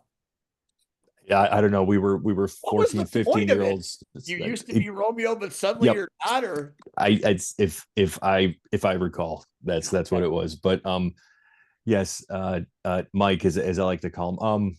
I want to echo what you were saying too about Mike, and in particular, just knowing him as long as I have, and what he's doing and how over he is does not shock me, because of how into the business he always was growing up with him. I wouldn't be as into wrestling if it weren't for some of the things that he did show me. So it's like the fact that he's worked to get to the spot that he should be very proud of himself. And I am, as a friend, even though I think he's an idiot sometimes. He has done a great job he reinvents himself as good as anyone I've ever met in this business. I mean, he was a fixture as a referee when I started. Everywhere I worked, he was there doing it, because he was, largely considered one of the best in the area. Well, he wanted to stop the reffing and become the wrestler he always knew he could be. And at Rocket Pro Wrestling, he is as big a superstar as our champion is, if not bigger. And he does commentary at Rocket Pro. He does very good at it. It's very engaging the way they are. When they told me that they were going to do commentary on the pre-show match while we were backstage, I'm like, why are you taking my motherfucking job? That was thing number one. But then I listened to it, and I'm like, well, if something bad happened where we couldn't be there, they could step in and they would do a really good job in the internet. Well, Red, you got to give them the flowers. Did you listen to that? It was a really good match. They did a nice job. Why would I listen to the competition? Because you got to take notes. You got to analyze. Why do I have to take notes? Red, if you're not getting better, you're not getting better. I think I know what I'm doing after 20-something years. Yeah, but you taught me you're never too young you're never too old to learn something. You said you never. Yeah, from somebody. Guess what? Again, we're not talking about this is JR and the King, okay? That's fair. I mean, I was not comparing them to them. I wasn't even comparing them to Joey Styles and Tony Schiavone. Hey, I like Joey Styles. I love Tony Schiavone. So I'm just kidding. Go ahead, Red. I want all the dirt on XROMEO. Just what was his finishing move? We were marks, so I think he used the pedigree. Yeah, I'm pretty sure it was the pedigree. Yeah, I mean, I'm going way back in the. Come up with like a fun name for it, like the. Yep. Oh well, I remember him calling it the Pimpagree when he changed his name to Primetime Pimp. Oh my God! So you mean to tell me Primetime Pimp was a wrestling name also? You got it. Sorry, Mike. Wow. So it wasn't just. So he wasn't just well. This is going to be Paulie Tomaselli's favorite episode that he wasn't. Yes, it will. Yeah, Paulie, you're welcome. I've seen you wrestle quite a bit too, so you're welcome, Paulie. The Pimpagree. The Pimpagree, yeah. The simplicity and the unmitigated gall of calling that move that's balls. You have to have balls to do that. I can't wait. Still. Oh my God. If he is booked in January, I am it's all on commentary. It is all on commentary. It's on commentary. Yeah, you gave us too much good information. I know. We can't sit on this. This has to be broadcast to the masses. I gave it to the right people. I just know it's in the right hands, and I can't wait to see what feud this sparks in 2025 and beyond. Speaking of 2025, last year at the end of the year, I made that promise that we would get together and we would unite the factions and we would have a kumbaya moment. So I'm going to do it one better. I am not going to forget this year because I am going to name the date now, and hopefully everybody can do it.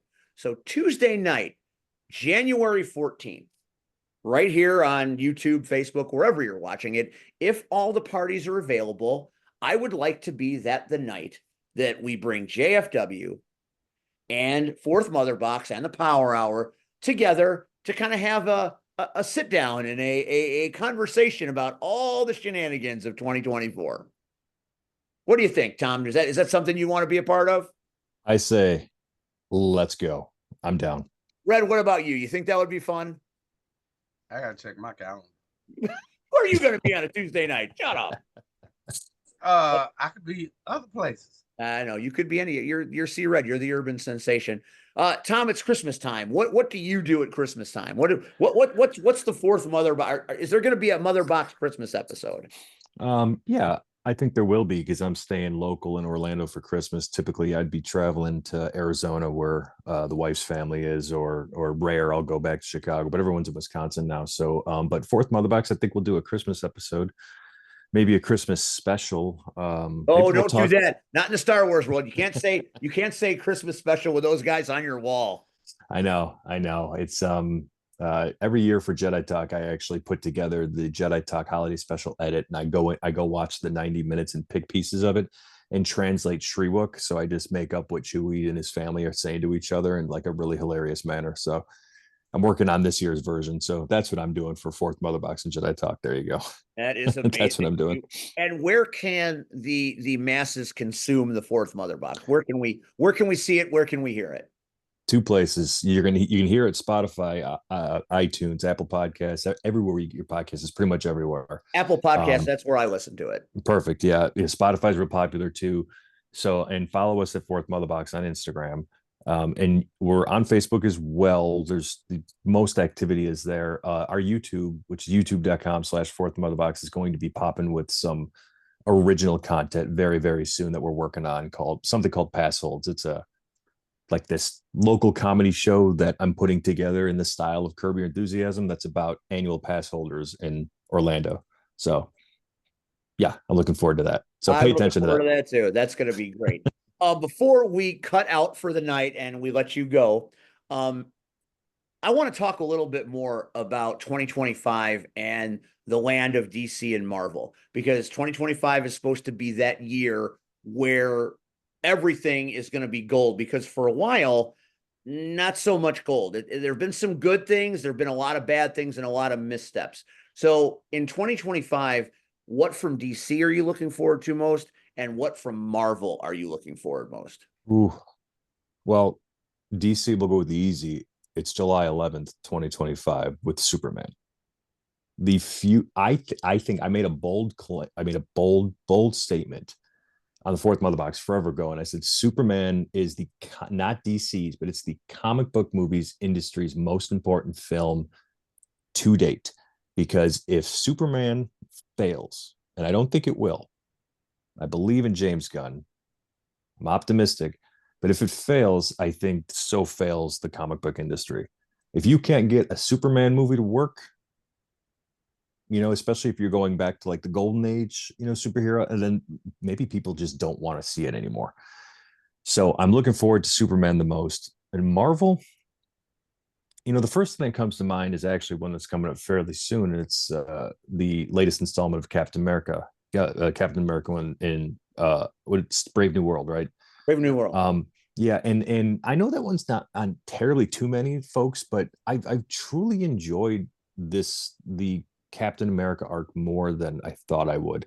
I'm interested to see what Harrison Ford can do, and the Red Hulk is always enticing, and I'm not hearing great things out of like reviews from it, but I've never been bored with that. I liked Captain America and Falcon and the Winter Soldier, right? I enjoyed that series. I want to see where it goes, but I don't have a lot of faith in Marvel. Deadpool and Wolverine was great and all, but I don't want a sequel. but they're going to do it because the movie made so much money, and Disney's going to Disney. Bob Iger needs another gold every day toilet, of the week and twice on Sunday. Yeah, exactly. So Marvel, Captain America, Brave New World, DC, Superman, but Marvel, I'm just not that high on. So it's like I'm looking forward to stuff, but I'm not. So my expectations are, if Marvel's going to get back on track here, they better do it quick, and I think DC's in the right direction. So my expectations are the favorite to shift in DC's favor. I think people are going to start looking at them as like the top tier comic book movies, because just like Red said earlier, the Marvel dominated the movies. Iron Man up through Infinity War, there was rarely a miss in there. So no, it was one of the greatest long story tells of all time. How they did that, how they interwove them all, spoke to people that just had a plan, and they bet everything on it, and it worked so well. In the DC universe, how are you with Pattinson's Batman? Oh, I love it. I came out of the Batman, maybe not necessarily saying it was better than the Dark Knight, but I was thinking about it, just thinking about it. I think Pattinson's a great detective Batman. I enjoyed because he was Batman. He was Batman in that movie. We didn't get to see him flex Bruce Wayne all that much because he was year two Batman. And that's exactly what I wanted to see out of year two Batman. He's still pissed. He's still young. He's very vengeance. He doesn't give a shit about like his portrayal as Bruce Wayne. He's just all about, being that darkness and that fear to criminals. And we see him grow at the end of that film and that hope. So I think Pattinson could take it a step further. And I think he could be better than Christian Bale. And I think he could be, for me personally, like in Ben Affleck, I think he has the possibility to do better. I think the first movie we saw was a great start, and I'm looking forward to see what Reeves has next, because The Penguin was a perfect 10 out of 10. Like, I need more now. I couldn't have loved. I didn't even want to watch it because I didn't not like the Joker movie with Joaquin Phoenix, but I didn't walk out of it going like many people thought it was the greatest thing. I did not walk out of it that way. I never had the desire to see it a second time. Okay. And I have not yet seen part 2. Oh, don't. I heard it's a musical and all kind of shit. It's nope. As a sequel to that movie, don't waste your time, Steve. Please. Okay, so and so my buddy said, "Hey, The Penguin's going to be on Max. Are you going to watch it?" I'm like, I don't know if I've got plenty of other things I can watch. I don't know if I'm going to do it. And then he said, "You got to watch it." I'm through episode 3, and it's amazing. So I took it and I watched it, and I had no idea it was going to be a gangster series. Mhm. Yeah. And the portrayal of the Penguin, and I was blown away. It was Sophia Falcone's character that did it for me. That might be one of the all-time great comic book character portrayals I've ever seen. And the fact that they say she is going to be Sophia Falcone on the big screen, that's a huge thing for me, because that's going to translate from how much I enjoyed the Penguin into that'll make me. Mhm. So I feel like that was very effective. You nailed it. Yeah. And her transformation and from Sophia Falcone to Sophia Gigante. God, that was so good. And just real quick, last idea on that, the way they did her like backstory episode, it's like, oh, can everybody else take note? This is how you tell a story, and then intertwine it into like the greater story. It was just so good. Like, wasn't a miss on Penguin. Done so well. I hope they win all the awards. Every episode was crisp. It was Mm-hmm. suspenseful. You when they left you at the end of the episode, you couldn't wait to pick it up because you wanted to see what was going to happen. Mm-hmm. And that's the mark of a great TV show. It makes you give a shit. So Mm-hmm. I gave a shit, and I watched that thing, and I've watched it twice since, because I just think it's such great storytelling on a character that I really don't care about all that much. Penguin's the Penguin. He's great when he's there. I disagree. I was the new Batman cartoon when they brought out the Penguin was a woman, Well, that was a thick woman too. Oh shit, you got my attention. I was like, oh shit, I'm sold. I'm in. You're like Bob Hoskins and Jessica Rabbit, aren't you? Hey, I'm telling you. And I just for me, that's what I love about DC. They didn't give a damn. They were like, okay, here's the characters. We're gonna switch shit up on you a little bit. And it was like Harley Quinn was a lesbian. Wow. Okay, didn't see that coming. Like I was just like I was mad when the shit ended. Like really, this is how we gonna end it? Like, when's the next season? Is it next week? Please drop all that shit. I need it now. It was a good series. I was shocked, and a lot of people I know didn't like it, because they're so used to the characters being who they are, and I'm like every now and then. That's why, and I can't wait for the new season of What If to drop. I love to see different shit. Again, reading What If as a kid, I only read it if it was a team up that I could get behind. Iron Man and Spider-Man. Like, okay, like, because in the comic books they never cross fucking paths, and you always wondered, both of you motherfuckers in New York, how do y'all not see each other? I'm trying to figure this out. And I'm looking forward to Fantastic Four. Uh, They better not miss with that one. If they miss with that one, that's going to severely hamper what they're trying to do. Mm-hmm. Well, and I agree. I'm a huge Robert Downey fan. I liked him in the 80s growing up. I just thought he was always that character relief. And then, we're all adults here, so we all seen all the issues he went through, and you like, this dude just fucked up. Like, and then when they gave him the role of Iron Man, Tony Stark, I was like, I don't know if I'm gonna like this or not. And he knocked that shit out of the park. That's what made it work. That's what made the whole fucking thing work.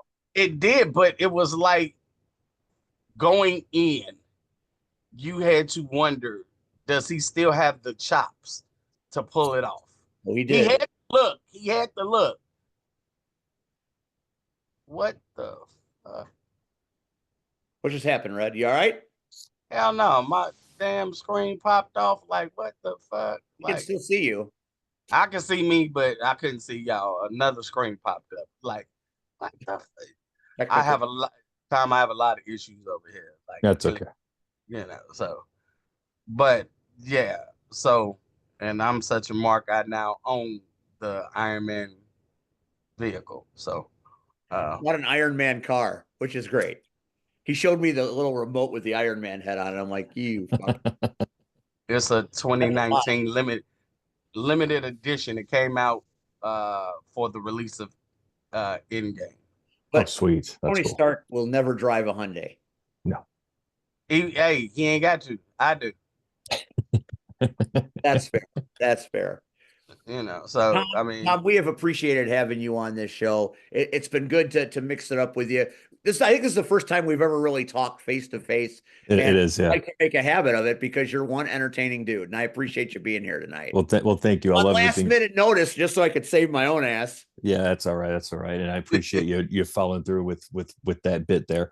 I appreciate you guys having me on. I love you, Red, Steve. Thanks for Power Hour. I plug it every week as much as I can on Fourth MotherBox. I'll continue to do so. Thanks for having me on, and I look forward to January 14th, gentlemen. Let's do this. That is Tom, the Fourth MotherBox. Get it while you can. It's going to be great. Merry Christmas, Happy New Year, buddy. We'll see you down the line. You as well, gentlemen. Have a good one. all right.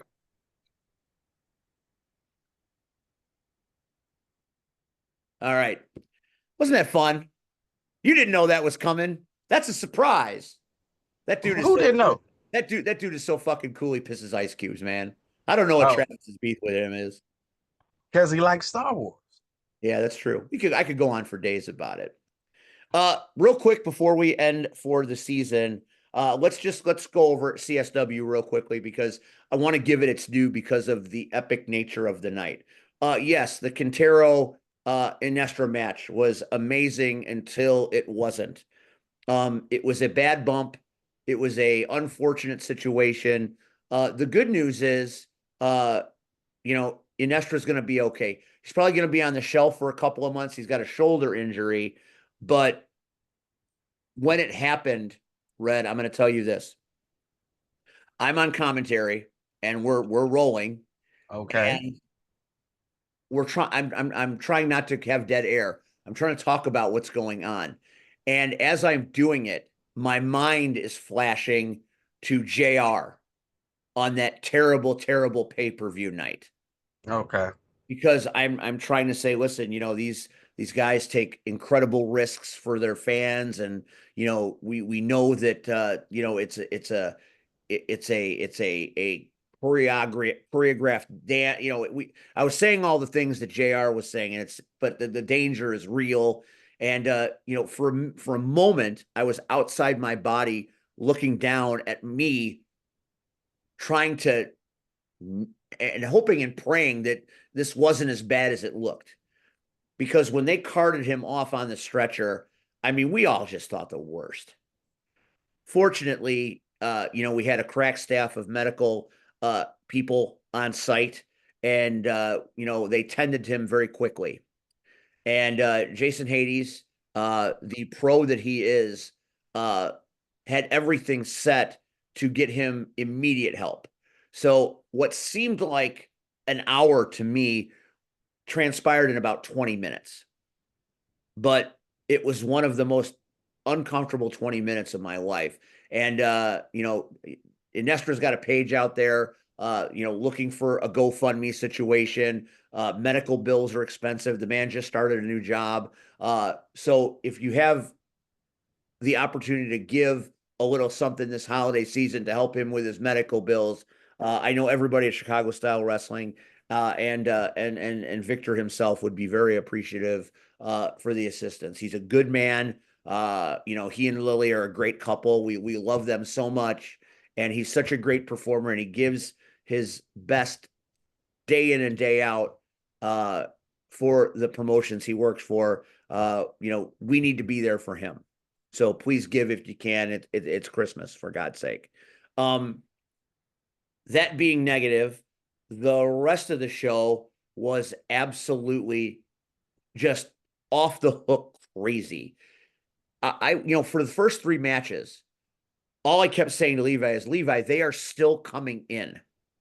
Red, this building is probably 3 times the size of Franklin Park.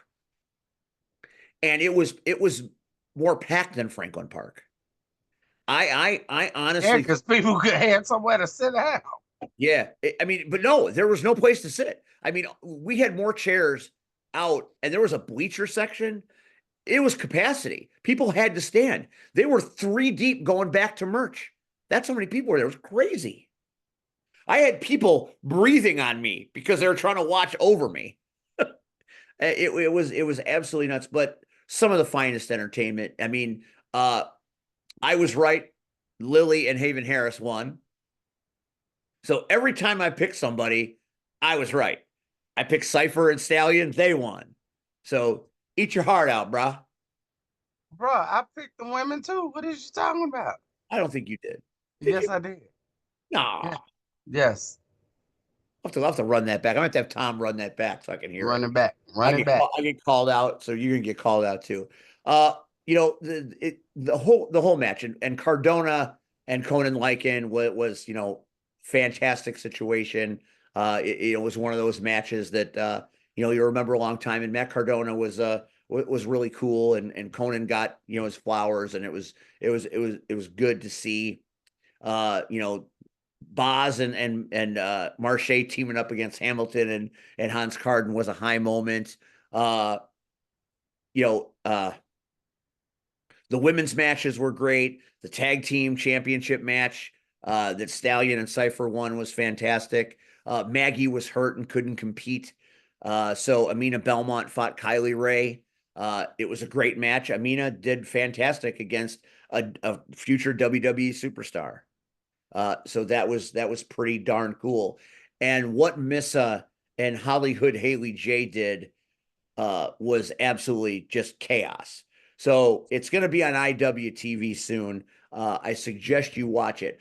I thought Second City Showdown was the best CSW could do because from start to finish, the show was as hot as I've ever seen. I was proven wrong the very next month. And you want to know why I was proven wrong? Because I'm back as GM, baby. It's only going to get better from here. No, Lord. We got to hear this every month. Oh, every month. And next month in January, we have some special guests. The artist formerly known as Aiden English will be at CSW. I believe Swinky called him the Drama King. He's coming back home, huh? He's coming home. You know who else is coming home? Who? It ain't me. TNA superstar, former CSW women's champion, Heather Reckless returns to CSW in January. And Paul Manders returns to CSW in January. So 3 big returns, along with all sorts of other shenanigans. So, you know, CSW with the right management in place is looking up. Okay. What's happening at Wrestle League? What's happening in Wrestle League is Mustafa Ali versus EC3. Oh, I know. They're a little slow releasing the card. Shogun's got a big match. You know, so the little details are coming out slowly. Here's the thing about this show. I love the Wrestle League.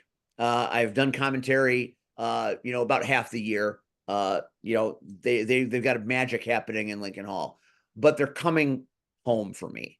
They're in my backyard. The auditorium is literally 1.75 miles from my house. It takes me 2 minutes to get there by car. It is an old school gymnasium that has high-rise stadium seating and an entire gym floor. If they have to, they can probably put 600 people in this gym. I think they might have to, because Mustafa Ali in the Chicago suburbs, everybody's going to want to see that, right? And there aren't a lot of shows running on the 21st, to my knowledge. You know, maybe it's it's kind of close to Christmas. So there are a few shows running, but not a lot locally. Right. So I think that's a big positive. The weather's supposed to be decent. That's a huge positive. I get to work with your boy Swole, Chris Dixon, and I get to do commentary at this thing. And I'll be there. You're coming to Wrestle League? Are you working at Wrestle League? What is Marche coming and you're managing him? No. I'm What is coming. Taz coming and you're managing him? No, I'm just They coming didn't to book observe. Willie, did they? What is I'm coming in for vacation? I'm coming to observe.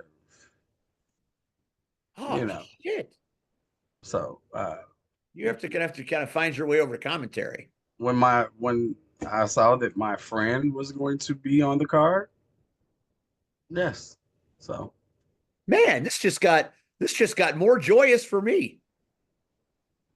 That's so amazing. So this Saturday night at the HF Auditorium, aka the Knockouts Dome, that just housed the big finals of roller derby for Chicago Knockouts, we have Wrestle League, and we have one of the biggest matches that I think Chicago has seen this year. Former WWE superstar, current NWA superstar, engaged in Mortal Kombat. What more do you need for Christmas? Ho ho holy shit, right? basically, yeah. Oh man, good times. All right, so we're done here. It's the end of the season finale. 2024. It had great moments and it had awful moments. In my lifetime, this is the toughest year I've ever had. Mentally, physically, professionally, spiritually, I got my ass kicked up and down the street all year. And as we speak, I continue to get my ass kicked. But I'm optimistic that next year will be better. That's the good thing about New Year's. You always get a chance to start over, to make a clean slate, to do better. And I hope we do better. And I hope we have great success. I hope we have peace. I hope we have it all, Red. Because we've been around a long time, you and we deserve it, don't we? I know you're going through some stuff. Everybody's going through some stuff right now. It's hard to live in the world right now. But you know what? Christmas time, you get a chance to kind of take a breath, celebrate with your loved ones if they're here, and celebrate hard this year, because the time is going to come where they're not going to be there anymore, and you're going to miss the shit out of them, and you're not going to be able to take it back. So my advice to everybody listening is, when Christmas comes, when the Hanukkah comes, when the holidays come, and you get to that family party, embrace the people around you. Be present in the situation. Don't sit there like a bump on the log. Oh, it's the same old Christmas. It's never the same old Christmas. It's a blessing that someone wants you to be there. Someone wants to be with you. Want to be with them right back, because someday they may not be around. And it's a difficult cross to bear. Your thoughts? I agree. Things kind of went in perspective. I hadn't followed the news, and two coworkers were talking about the shooting that took place in Wisconsin. So of course, I'm intrigued. So I hop on YouTube, and of course, the news footage is there, and I'm enthralled. But what got me is those lives can never be brought back. And as you say, regardless of what we're going through, cherish the ones that are here. Remember the ones that are not. Celebrate the good times. And as I like to play often or remember, trouble don't last always. You know, we got to go through the storms of life before we get to see the rainbow afterwards. You can't see the rainbow if there's no storm. Um, so we all just need to stay positive and keep our heads high as much as we can. And just, I guess, this sounds cliche, but just love on one another again. There's enough hate and enough negativity in this world. Um, and that's the one thing um, that I love about our friendship and the friendships that we have grown here on the Power Hour. Uh, yeah, we joke with each other. Yeah, we sometimes get what we ask for, but at the end of the day, it's all in love and fun. Uh, and just if anybody takes anything away from tonight, let's just love on one another. Let's if we can all love on one another, we might not be able to affect the world, but we can affect our small corner of the world. And then maybe other people will say, well, what are they doing that nobody else is doing? Well, we're loving on one another. So It's a lot easier than the other way around. This year, we heard some very sage advice from our friend Shaq Jordan. He says, I don't cry because it's over. I smile because it happened. And I thought that was very profound when he said it. And as this year has gone by, it has resonated with me more than once. That is as impressive a statement as we have had on this show. And I think that's profound right now. The Power Hour will be back in 2025. Our first episode will be January 7th. For everybody that has watched this show this calendar year, we appreciate you taking time out of your schedule to sit and watch us talk. When someone comes up and says, hey, you guys did a great show. Hey, I love it. Nothing makes me feel prouder that people actually watch it and get something out of it. It's a privilege. It's a pleasure, and it's an honor to serve you. I want to thank Rachel, Cactus Rack. She is an extraordinary teammate. And I'm so happy that her and Andy are doing this thing and making a life together. It's going to be beautiful to watch because it works so well. He wasn't here tonight, but I want to thank Rion Skills. I owe that man a great deal. He has put me in situations and believed in me when I probably shouldn't have been believed in and probably didn't deserve to be in situations. And he has taught me a great many things about not only wrestling, but about life. And I'm sorry he couldn't be here for the show tonight, but Rion is always in my thoughts. He doesn't like to believe he matters, but he matters more than he knows. So we say thank you, Rion, and we can feel it. PX, Pac-Man, Pat, we make fun, we pick on you, but you are an extraordinary human, and we love you with all of our hearts. What we said about you being an integral piece of everything is not BS. It's 100% true. You have earned your spot, and you are thriving, and we're so proud of you. And we thank you for being a part of the Power Hour. We want to thank Travis for letting us be a part of FreakNet Studios and letting us, work with Carter Comics and work with the Fourth MotherBox and be part of that family. Thank you for that. We really appreciate the opportunity to be part of a family. It's great to be included in a great group of shows. I want to thank you, C-Red. We have been doing this since day one, and I couldn't imagine doing it with anybody else. You are my partner. You are my friend. You are my brother. If you left this, I wouldn't do it anymore because it wouldn't be right. We are a team. We will always be a team. And I'm so proud of you. And I love you so much. And I appreciate all that you've done for me and this show over the years. And, 2025 might not be an easy year either, but it'll be a little easier knowing that you're around. So thank you for all that you do. And thank you for watching tonight. And on behalf of all of us, we wish you the happiest of holidays, the merriest of Christmases, the happiest of Hanukkah, Kwanzaa, whatever you celebrate. We want you to have the best time in the world.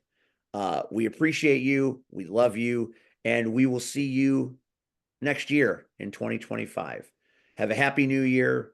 Red, say goodnight. Good night. Ho, ho, ho. And we're out. Merry Christmas.